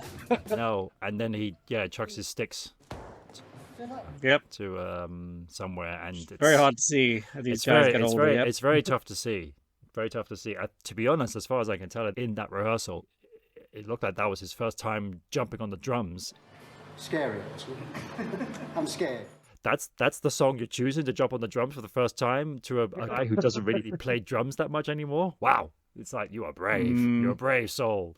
I mean, it's one of those things. Maybe he felt he still had it in him and everything, and Yep. it's not until you actually try and do it and you realize, wait, I'm not as young as I used to be. And No, and plus, as Daryl Sturmey says, he said, Every instrument you need to rehearse, you need to practice on your own. And, those guys aren't the type that do that. you think, wow. At least, I'm sure Phil probably did back in the day, but maybe not so much anymore, of course, So, because, let's not forget, he's just come off the whole, he's been doing Tarzan and doing his last solo album and all these things, which stuff that what, it's been require 30 not much years of drumming non-stop bloody work. He's never taken a but, Nope. but a few holidays there, here No. and there, but not really much. No. He just keeps working. Hmm. But it's interesting with Never a Time that so we finally have a lyric without a fill lyric, and up until this point we've been it's been quite amusing that we've been checking out what the first line of the song is, and it always with Phil's lyric is always to the point, like you know exactly what you're going to get. And now we've got a non-fill lyric, and the first lyric is "There was never a time to say," and you just think, okay, what's this song about then? And I think the second lyric is like, "It seems to me we've lost our way," so that might clear things up a little bit. But it's like, never a time to say. It's like, say what? Say what? What are you talking about? You know, I have to say, actually, for years I thought this was actually a Tony lyric because it felt quite a bit mysterious and that sort of matter. So it was, but then again, hearing that it was a Mike lyric, I was like, oh, actually, that does also make sense. So, which is quite bizarre because you know we're 5 songs into an album and not a single Tony lyric has popped up yet, which is makes quite a refreshing change. I mean that in the best way possible. Or a classic Tony solo either. So yeah. No, that's true. We've not had a proper. Fortunately, I think maybe if we had listened to this as, you know, if we'd been fans for 20 years already or something, we might have been starting to get angry at this point and saying, "Where's some Tony solos?" Yeah, it's true. We don't get any real solos until side B, side 2, or if you're a CD person, later tracks. Yeah. But overall, I mean, again, Phil really nails it. It feels like with the singing and everything, just hitting the notes wonderfully and really putting a lot of emotion into it. Yeah, and again, thankfully we have no lyrics about goblins and hogweeds and things like this. You know, it's a very straightforward. It's a very Phil lyric. Yeah, and he does beautiful harmonies on it. Yep. I also really like, and it's just like nice little kind of simple piano for Tony. And then I really like Mike's guitar on it because I feel like he could have done a much simpler guitar. And it's not, I don't think it's a slide guitar, but it's almost like that, the way he's moving up and down the fret a bit, I think. Just with the feel of it. It's just, the guitar is a big part of the song for me. It feels like almost like a extra character in it and stuff. And it's not really a solo he has at the bridge and things like that. But it's all a big part of the song that's, you know, showing the ups and downs, possibly the relationship and things. Yeah, totally. The guitar is a real standout moment for me on a lot of the album, actually, to be honest. But particularly in this song, it drives the song really nicely. I mean, naturally Phil's vocals drives it, but I feel like the instrumentation wise, this instrument, the guitar, it does really helps push the song along, and it's very vocal. It's very there, very in your face, but in a very nice, tasty way. So yeah, it's really. In a unique way. Like it doesn't feel like a guitar. Well, I'm particularly very fond of like I think it happens maybe 2 or 3 times where Phil goes like, it's a long, long, long way, and then just a little bit of like a slide down from Mike just going kind of thing, and it's very subtle. Exactly, But it just happens that, and it's like, oh, well, that was unexpected. It's a very kind of rock thing to do, to slide down the guitar, you know, and yet he's doing it in a nice slow ballad. So it's very refreshing. Well, a wonderful number. As we've talked about with Mike before, I mean, he tends to know just kind of the right amount of guitar to put in there, and not too much, you know, and not too little, and not to overdo it or give himself the big solo or anything. No. And I think we've talked about this a bit already, but it really feels like as we go deeper and deeper into this album, it feels like it is the perfect balance with the 3 of them, where they all contributed in their ways and had their greatest skills shown in both the songwriting and especially the music.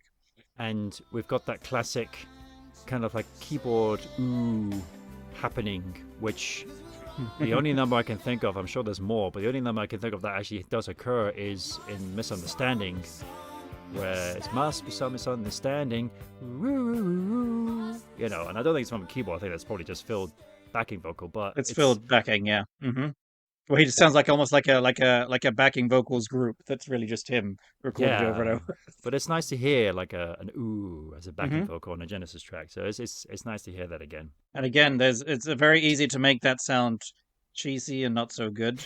But Phil has always worked well at, and obviously in a lot of his own stuff too, to know when to kind of do it and make it sound good. Yeah, and is it the shortest track on the album? Yeah, probably. It's a good point. You should check that out. Yeah, I wouldn't be surprised if it is. Makes sense as well, and especially you wouldn't, considering with what we've just gone through as well. With, you know, even No Son of Mine is like at least 6 minutes, I believe. and Jesus slightly shorter. Oh, but yeah. then you got Driving the Last Spike, 10 Wow. minutes and 8 seconds, I believe. I just checked. It is 3 minutes and 50 seconds, so it's under 4 minutes. Really? Huh. Okay. Mm-hmm. Feels to me like it's. Well, that's what Google told me, at least. Feels like it was going slightly longer than that. Okay.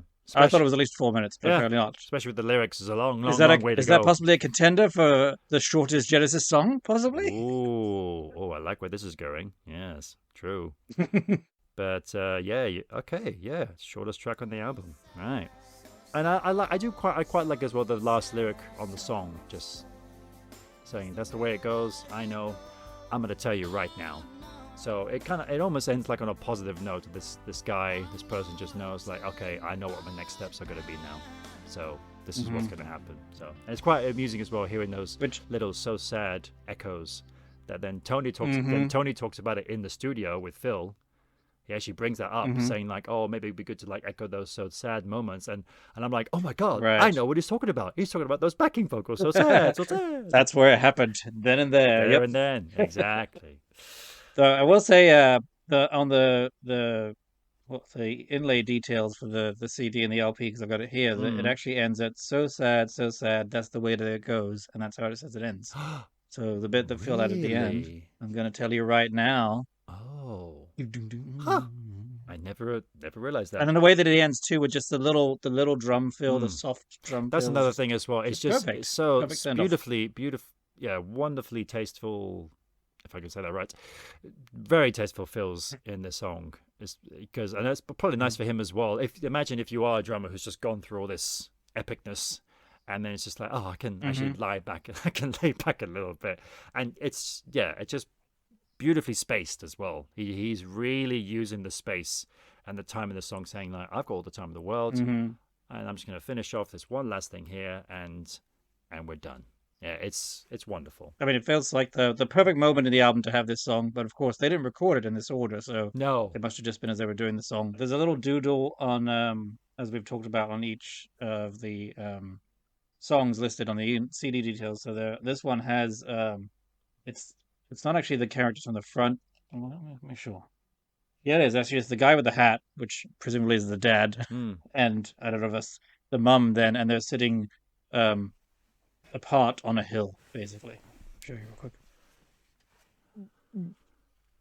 Oh yeah. Okay, so they're not together. Right. It looks like, and the dad is the one with this has probably happened up on the hill. Yeah. So the hat. The dad's the one to. Let me think. When I showed you, it was to the right with the hat on. That's how you know, because he's on the cover. He's got the hat on. Okay. Yeah.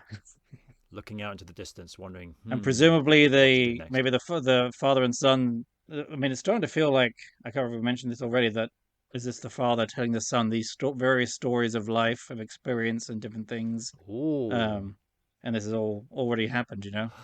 So then, are we saying, is this like a nice little segue into the next song then? That's saying the next song is a tale that's what happened with the dad's life?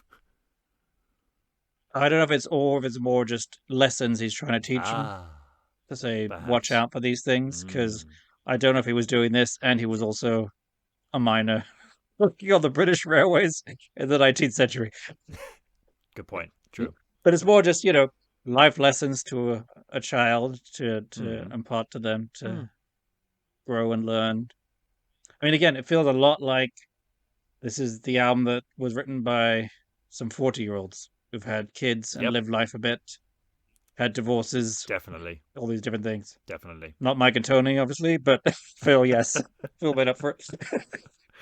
That's true. Just a lot of life experience in it. I mean, yeah, not to touch too much on the personal side of their lives, but apart from Mike and Tony, because Steve went through a divorce and Peter eventually, I think, divorced from his first wife, Jill, as far as I know.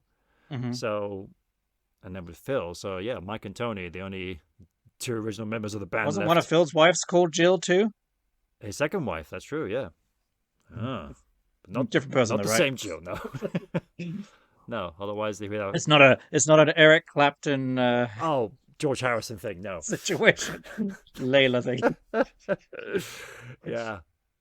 No. They would write a song called Jill. Yeah. No. really beautiful song. Hmm. Not as many people like it.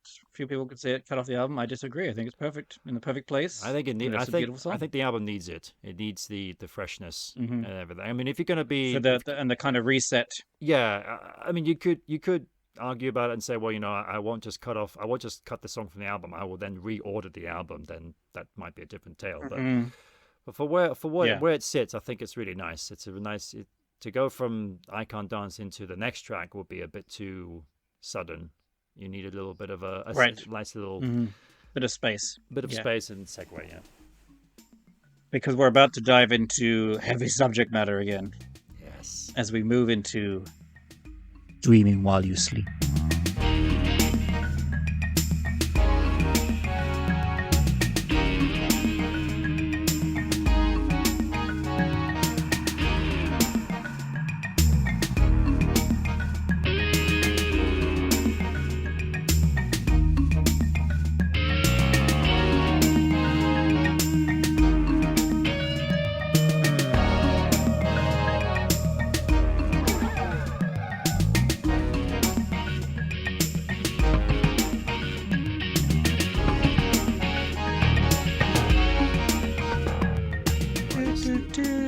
Do Yeah, I recall.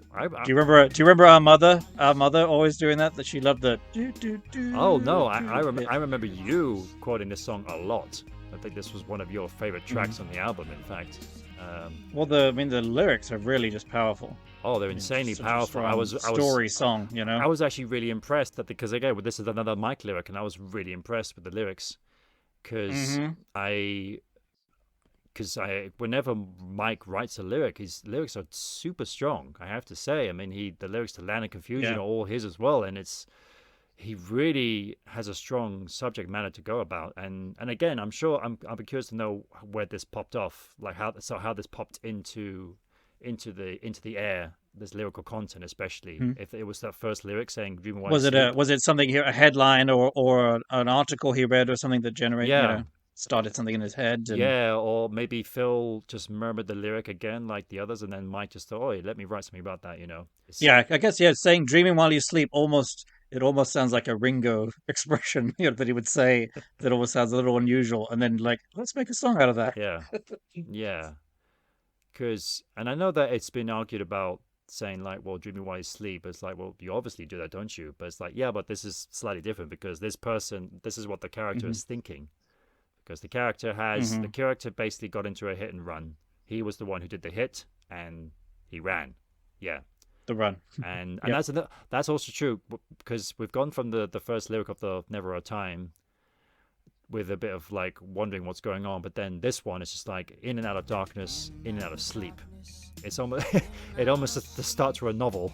You write you write Right. Yeah. you Yeah. read that It first throws you in the dark place you right read away. that first Yep. sentence, you're like, okay, what's coming next? I want to know. You're definitely curious. It's like, okay. Yeah, I mean, it's the lyric equivalent of "It was a dark and stormy night." True.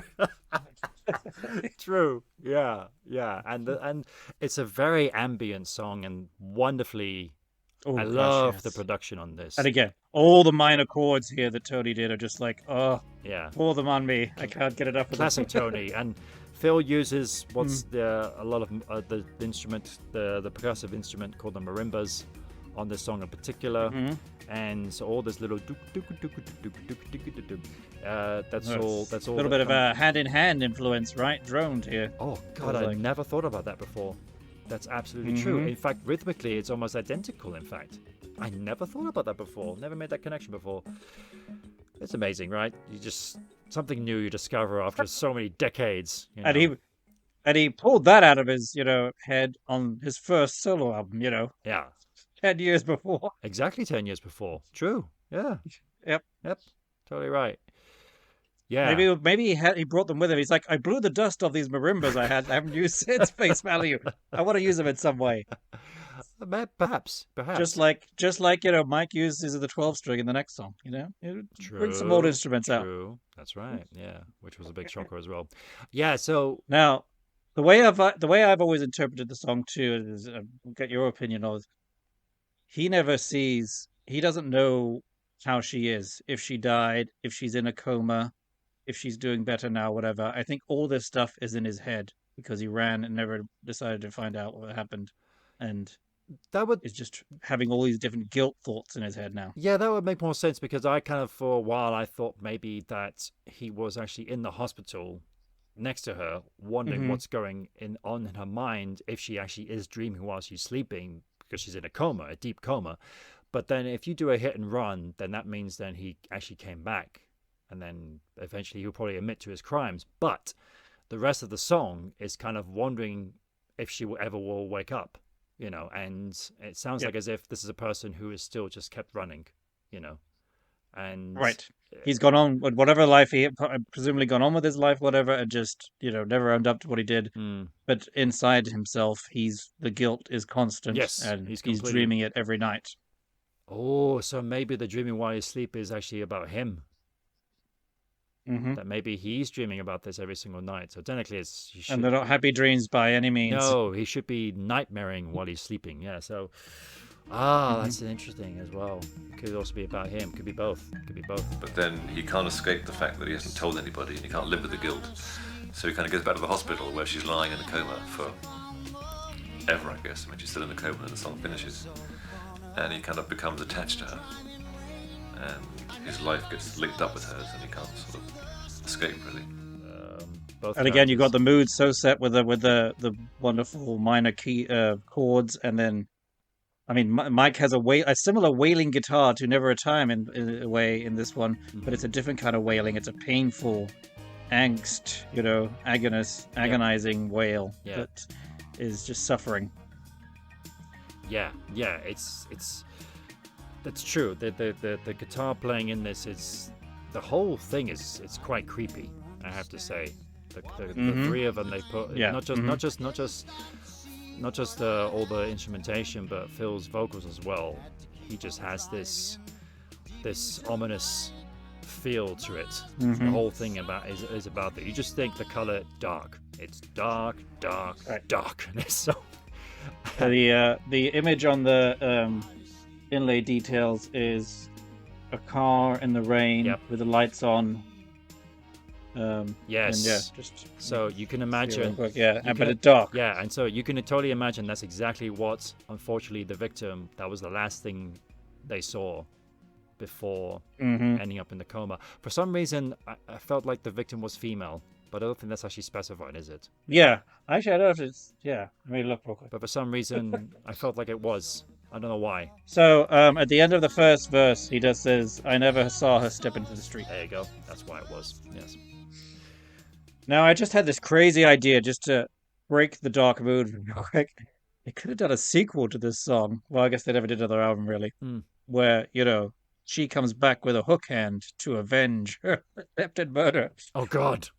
I know what you did last summer, Star. I know what you did on that street. Yeah. Oh, brilliant. Yeah. And then that could be that could be on the soundtrack. I mean, if anyone, honestly, I think Peter would have been the only one who could have written that song. That's absolutely true. Yeah. Oh, but you know what? No, what she did last summer. The perfect title for the horror film, "Dreaming While You Sleep," is the perfect title. Mm-hmm.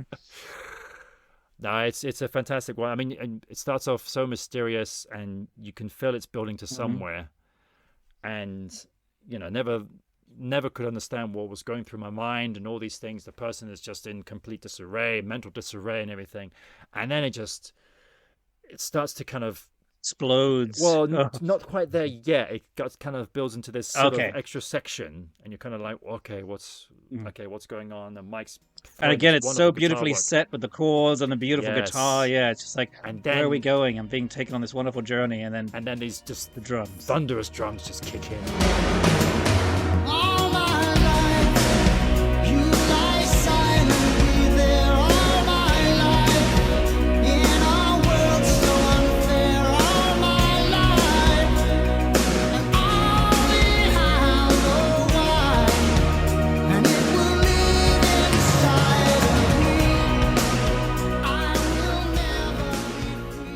Very actually, just to point out another link with face value, a bit in the air tonight-ish, True. It's almost this. It is almost an identical feel. Because you haven't had any drums at this point. You've just had the marimba stuff, very soft.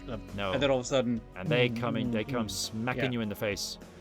And Yep. I believe we're gonna little shout out here to Tabletop Genesis, and I believe it was Tom, and saying like, and here's Phil doing a classic Phil lyric all my life, so which he did in the previous album. Dreaming While You Sleep should be the chorus bit, right? You would And it's think. even got the I mean, so that's your perfect chorus. But this almost feels like a bridge type thing or Yeah, something. yeah. But then it comes twice. Yeah. But it's beautiful though. It's just like this whole like you're being lifted up, and again, Phil puts so much emotion into it. I'm just like so caught up in it. Or it's just another classic extra Genesis piece that you don't know what it is. You can't identify it in terms. You can't give it a label of a song.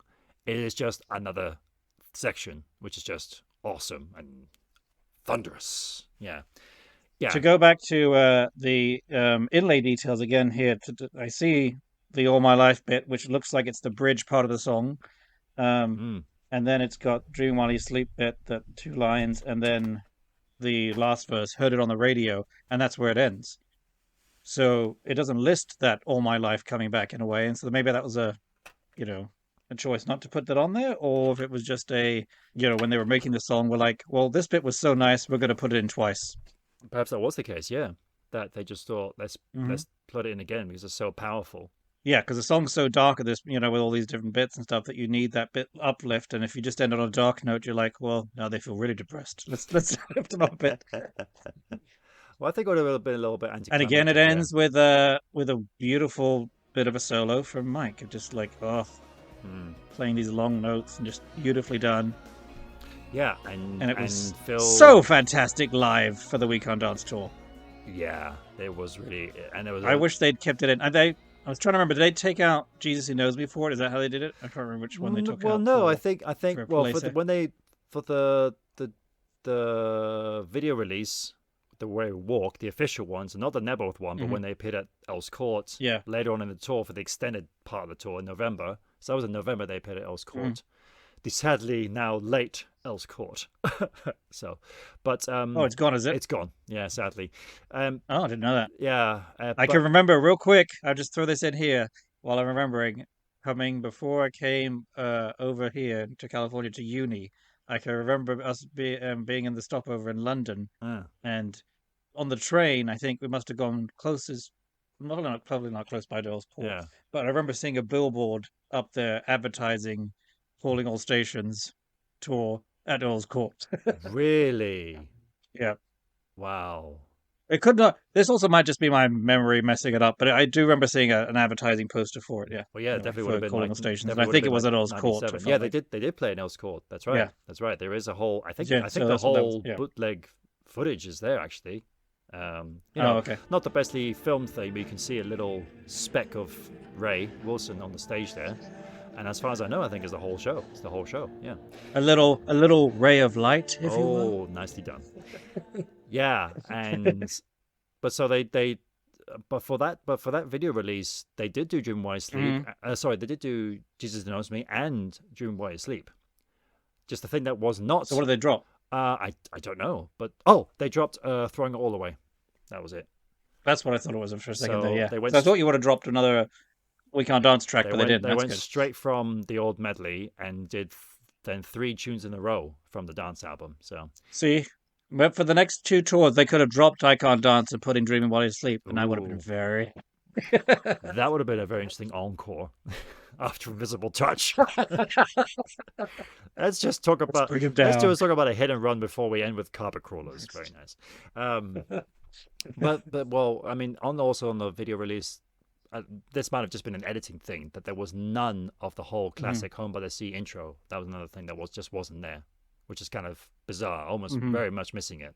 Phil just goes, thank y'all, and then the song begins. So yeah, but however, the link, I mean, it's almost like a Genesis beautiful segue that they do, where it's Mike doing a much more longer solo live, which is beautifully done, and then it ends, as we've just been talking about, kind of with Never a Time of, like that, sliding down the fret. It ends, and then he says, and then it's dead. Yeah. It sounds so good. It's a brilliant way. I was very curious to know when I saw it on the set list. That was back in the day where I actually did I didn't mind spoilers. I was happily looking through the set list, probably because I already knew the set list from the Nebworth performance. But I was just like, oh my god, Dreaming While You Sleep is in. It's like, what's the ending going to be like? What's the ending going to be like? You know, because a song like that, you kind of do need it to fade out, because it's almost like the driver is just still in his car screaming at the top of his lungs, I will live with this forever. He's just driving off in the distance, you know, and almost as if to say, you know, who knows what he's going to do to himself at the end. So but live, they go back into a chorus with full-on drums. I mean, it turned into a real rocking moment. Like you want to put your hands up and fist pumps and yeah. And then this dream. Again, he's making a cool lyric, much like he did with "No Son of Mine." That's a negative, actual words that you're using, but he's making a cool rock song out of it. Yeah.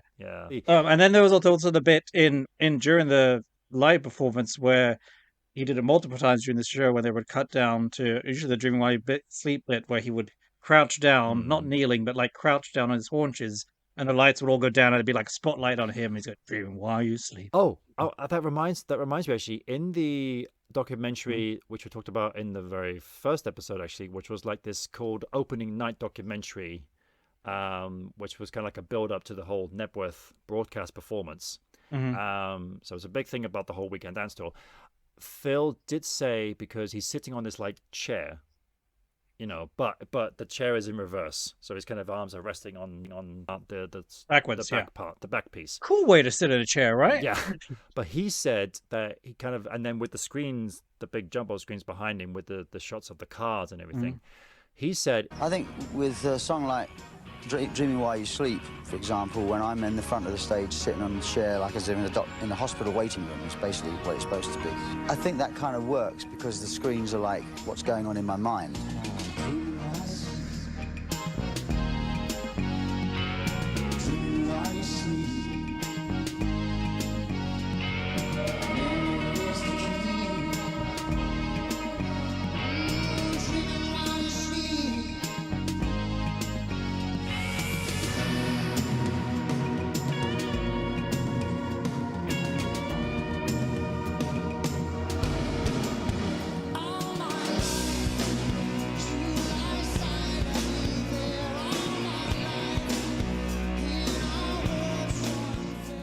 So that got me thinking, like, oh, so then did he come back then to find out what was how she was and everything, you see? So that's probably why I thought that maybe he did come back to find out. Or it was a dream of him being in the doctor's office. Oh, that's so, yeah. And then, of course, he said then with the jumbo screens behind him, those are basically what's going through his mind, you know. And then, of course, the last shot, the last note of the song, you know, the shot on the screen is literally the car's headlights just completely covering up the entire screen and just that's right.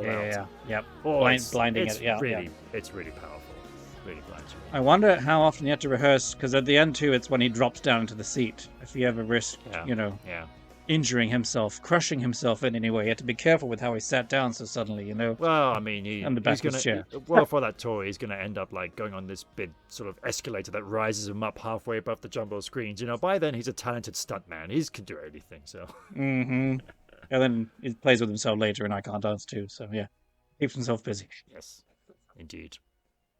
So yeah, and a great closing number to aside if you are if you are still a cassette person, side person, vinyl person, it's a fantastic way to end. Well, it's the end of vinyl number 1, and you just sit back and kind of give yourself 5 minutes to be like, what just happened? What did I experience so much? It is true. I have to say, it's one of those ones, a bit like, it is a bit like that with the same with that was mentioned as well.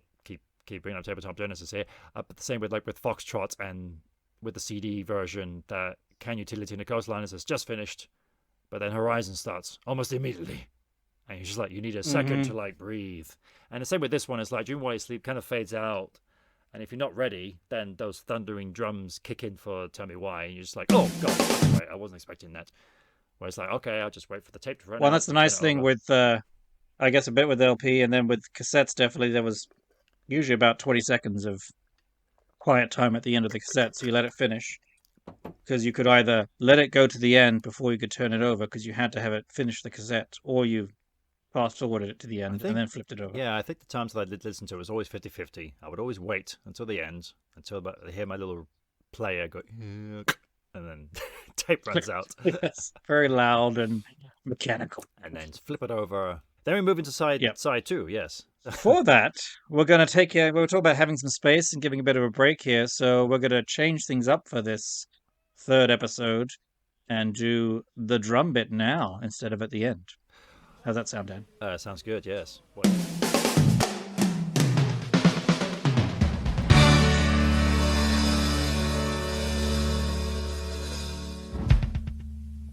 Yeah, and I did have one idea for the drum part, but maybe I'll save that for the next part, the next episode. It does involve a track though from this side of the album. So naturally, the drum part has to be something to do with this album. It just wouldn't make any sense to come from any other album. So, so I will leave the other track I'm thinking of for the next episode. It is a track from side 1. But as we happen to be talking about dreaming while you sleep, then this actually involves dreaming while you sleep. So for those of you who are kind of familiar with drums, not too familiar with drums, but even if you're not, you will notice this anyway on most songs, that you will have your drums, but then you will also have your cymbals, those big loud trebly things that break through the sound of the drums, right? And those are your cymbals, these big golden metallic things that you see on top of these drummers' kits. And they are loud. I always think of it as like when you think of jazz music, that's what I'm always hearing is that hi-hat. Yeah. You got those little hi-hats, these things called very properly crashes. And how I always get my students to remember the name of that particular cymbal, crashing, is like, well, give it a good hit, give it just a good whack with both your sticks. And it's like, now doesn't it sound like a bunch of plates crashing onto the floor? And it's like, oh, okay. It's like, so think plates when you hit that, and you're like, crash. So they are loud, super, super loud. And so for a recording engineer to have to try and mix that, especially with a drummer who loves to hit cymbals so much, they are a nightmare. They really are. I mean, drums are a nightmare anyway, but with the cymbals, because they are designed in a way their sound to sustain so much longer. You can hit a drum and it will die out kind of in a quickish way, but the cymbals, if you let it ringing, it will just go on forever, honestly, especially on the sides. You're saying cymbals. there's a reason in live shows they always stick the drummer as far in the back as they can. Is every Yeah, and they even stick these like see-through partitions as well, because just to separate it from. I mean, they probably do it for 2 reasons. One, to obviously not deafen out other musicians on the stage, but also maybe to cut out some microphone spillage as well. Like we talked about briefly in the last episode with the electronic drums, the mics picking it up. The Simmons drums. The reason they were designed in the first place was to avoid any of that microphone spillage from other microphones picking up the drums. And you get this in studios too, right? Because you've recorded in various studios, and usually the drummer is even in a separate room, right? Oh, he's always in a separate room. There might be the odd case where, well, the bass player could be in the room with the drummer to perform, but his amplifier that he's recording in, that's nowhere near the drums. That's in a completely different room, you see. I'd say, because I've seen it with Genesis stuff, but I'm realizing I think it's more when they're kind of jamming, that they want to be together because they're working off of each other. Yeah. But when they're actually recording, then Phil will be in a separate room. Yeah. So one particular artist, a few years before this, though, came up with the concept to say, you know what, for my record, this next record, I don't want any cymbals on this record whatsoever. And very appropriately, that chap was Mr. Peter Gabriel. So on his third record in 1980, I think it was, so I guess that was nicknamed Peter Gabriel 3, also known as, what is it? Melt, because his face is melting, thanks to a nice little trick photography there. And yeah, he came up with the idea for this particular album. He did not want any drums, and very appropriately on that record. So not only his general drummer Jerry Marotta, but also good old Phil happened to be on the record, because unfortunately Phil at the time, his family had left, so he had a lot of time on his hands. And I think he just got word of and I think they met up or whatever. And next thing, Phil is recording drums on Peter Gabriel's third record. And like I said, 0 cymbals, just have drums. And so when you listen to that record, there are 0 cymbals on that record. And actually for Peter Gabriel's next record as well, the fourth one. And rumor has it that Phil was totally fine with that, because Phil is Phil, and he's always happy to experiment with things. Apparently, Jerry Morotta wasn't a big fan of that too much. I mean, it's a very strange thing to be told, saying like, "Welcome to." I mean, it almost feels like playing a piano and taking away, your left hand and just using your right Yeah, hand only, right? yeah, or like I don't know. I was gonna say take away the black keys, but then you can't do that. No, but yeah, it's that kind of thing where you're taking a Yeah, piece of you take half of your instrument away. yeah, yeah. It's a very bizarre feeling, and for that to come in and say, "Oh, by the way, this session, we're going to take a big chunk of your drum kit away." So, and because it's a I'm very guessing they natural actually thing to probably do. for the recording they probably took didn't he like literally sat at a kit that didn't even have any cymbals, I would guess. No, I can imagine. No, they would not even have the cymbals on the kit, So, because I think even that, even To just have tempt you. to even have the cymbals there, even Yeah. because you can like anything like a glass or whatever, you make enough sound, the glass will pick up that sound and will vibrate a little bit and reverberate, and the cymbals will do that as well. The sound of the cymbals will suck in that sound as well, so they'll be heard. So I think maybe not even the stands were there. I don't know what the setup was exactly. Right, I would guess not. Yeah. So Phil is it's interesting as well because it's just a natural thing to do. You get back into your beat number one of the next part of a whole new part of a song, and that just makes so much sense to just be like, right. It's almost like you want to make the announcement. Okay, now I'm going to start a new sentence. Right. With a symbol. No, Yeah. you're not. You can't. You can't do it. You can't start a new sentence that way. You have to start a new sentence a different way. Yeah, It's like, or it'd be like what? starting a new paragraph, and instead of starting the new paragraph, no, you just keep going. It's just one giant paragraph. Yeah, I mean, if you listen to a classic track on that album and Through the Wire, it's Phil on the drums for that one, and it's just his bass drum and snare. That's it. And you're just expecting a big cymbal moment, but it doesn't happen. So, I'm guessing Phil really liked that idea because eventually he wanted to try and use it. And it looked like he did use it for this song, Dreaming While You Sleep. If you really listen to it, there are 0 cymbals on the song Dreaming While You Sleep. And I have no doubt in my mind that Phil just thought, you know what? I think this will work really well. It will be powerful enough to not have any cymbals on this. And let's have a little echo of good old Peter Gabriel on this record by having 0 cymbals for that because it's not necessary. It's powerful enough with the marimbas, all the other extra things going on. So, yeah. So, those of you, like I said, who maybe... And it feels like there's clearly space for for cymbals in it, especially with the All My Life bit where it's... And you would naturally want to hit cymbals, but it doesn't, yeah. And and the very first time I heard that track, those do all my nothing. Yeah. It's like, oh, you just heard this doom, what powerful chorus from Tony. I mean, it was almost like you would still hear the echo of the drum that way, and that carries on Yeah. because normally that gets buried in cymbal sound. Yeah. Yeah. Now this is the interesting thing, though. It seemed like they wanted to just take it up that extra level. When they did do it live, Chester did bring in the cymbals. I was about to ask that because in my head I'm remembering I'm seeing him and he's doing, and then he's yeah. So I don't know whether that was like Chester begging Phil to say, please don't make me do that. I can't bear that. Or they're right there. They're right there. Or maybe they did practice it live without the cymbals, and all of them just said, "Are we missing something here? We should let's just have the cymbals. It just doesn't work as worked well in the live. studio, but not live. Yeah, because I believe, as far as I know, even when Peter Gabriel took out that record on the road for the 3rd album, I might be wrong here, but I think then even though they did actually include cymbals for that, I know he did that for the fourth record of his didn't have cymbals, but yeah, when he took that out on the road, Jerry Morotta did have cymbals in it. So yeah. So there you go. He said, "I'm not going to. If you want me on the tour, you need to give me my cymbals." So, but a little less. I was just thinking of another song though. I Don't Care Anymore, which also starts out with just drums, though at the end it does the cymbals do come in at the very end. Drums in that the cymbals do come at the very end. Yeah, but they do take their time to get there. Yeah, there might be some other tracks that I'm not realizing here that actually don't have cymbals in either. Oh, actually, In the Air Tonight, no cymbals. Of course. Yeah. 0 cymbals in it whatsoever. So. I can feel it coming in the air tonight. Oh Lord, oh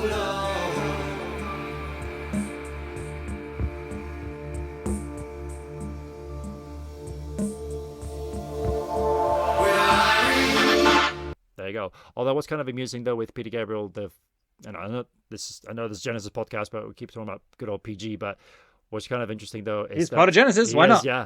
So those two records, zero symbols, and yet, I mean, if you're not counting the Birdie soundtrack that he did in between, but then the very next album after that was the So album, and literally the very first sound you hear on that record is a hi-hat cymbal. So Yeah, it is. It is for Red Rain. Yep. which by the way is played by Yep. Stuart Copeland from the Police. So yeah, and it's literally the a first cool- thing you hear. cool riff, So yeah. it's almost as if to say like, okay, I'm going back to normal. All right, there you go. So cymbals are back. Yeah, Now, was Biko on one of those albums you mentioned? it was the third record. Yeah, same record. Yeah, I was gonna say, in my head, I'm playing that, and I'm like, yep, just the drum. Yeah, it is. It is. Intruder, No Self Control, all those tracks. It's just Yep. drums. That's it. So in a way, it's almost like one of your senses has dropped. You don't have to listen out for the cymbals anymore. Now you can actually really hear the drums a lot more in a way. They're not deafened by the cymbals, which can be the case a lot of times. So there you And go. it's clear, as you've explained, that it wasn't just a Phil wanted to come up with this. It was influenced from his old bandmate Peter. Yep. I'm sure that was the case. I don't know Interesting. whether it was like a case of like he just did that because he just felt it was great, and then maybe was mentioned later on saying, "Oh, by the way, you know that's what you did with Peter." I was like, "Oh, I didn't know that," but I don't know. But I wouldn't be surprised if there was just like, you know what, I'm gonna use a bit of that too on this record. Yeah. And again, I feel, a musician, I think they were definitely acknowledged they were always learning and improving and changing. So, they're coming off of the Invisible Touch album and all the electric 80s stuff, and they wanted to try different things again and something new with a 90s album. There you go. Well, that about, I think, wraps it up then for part one of this We Can't Dance album episode that we thought was going to be one episode and is now two big whoppers. Yeah. Or going to be two big whoppers. I haven't done the second one yet, but yeah. That is side one, LP one of We Can't Dance. And we'll move on to side two in our next episode. That's right. But for now, it's good night from me. and good night from Virgil. Yes. So thank you a lot, people. And we'll see you at the next episode. Thanks for tuning in. Thanks for listening. Me and Virgil chop some wood, but we stop by swinging just to listen to a cry. Thank you for listening to Me and Virgil, a Genesis Brothers podcast. Be sure to subscribe so you can get new episodes as soon as they're released. Feel free to rate and review wherever you get your podcasts, and be sure to mention us to your Genesis friends so you can agree or disagree with what we talked about on the show. Me and Virgil, a Genesis Brothers podcast, is edited by Dan Telander and produced and hosted by Dan Telander, aka me, and Alex C. Telander, aka Virgil. If you'd like to reach us to let us know what you thought about this episode, or if you wanted to correct something we were very wrong about, you can reach us at meandvirgilpod@gmail.com. We'd love to hear from you. Looking for someone. You can find us on Twitter, Facebook, YouTube, and TikTok under the handle meandvirgilpod for announcements and info about the show, as well as anything else we think you'd be interested in related to all things Genesis. For now, thanks again for listening. We really appreciate it, and see you on the next episode of Me and Virgil, a Genesis Brothers podcast. Well, me and Virgil, we beat the desert. We're riding fast and riding hard. We hit the city, the past behind us. So we raised some hell, we had some fun. And to this day, I can hear myself to me, you're a big boy now.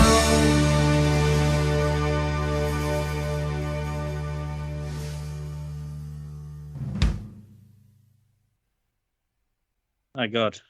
At 48 minutes talking about two songs.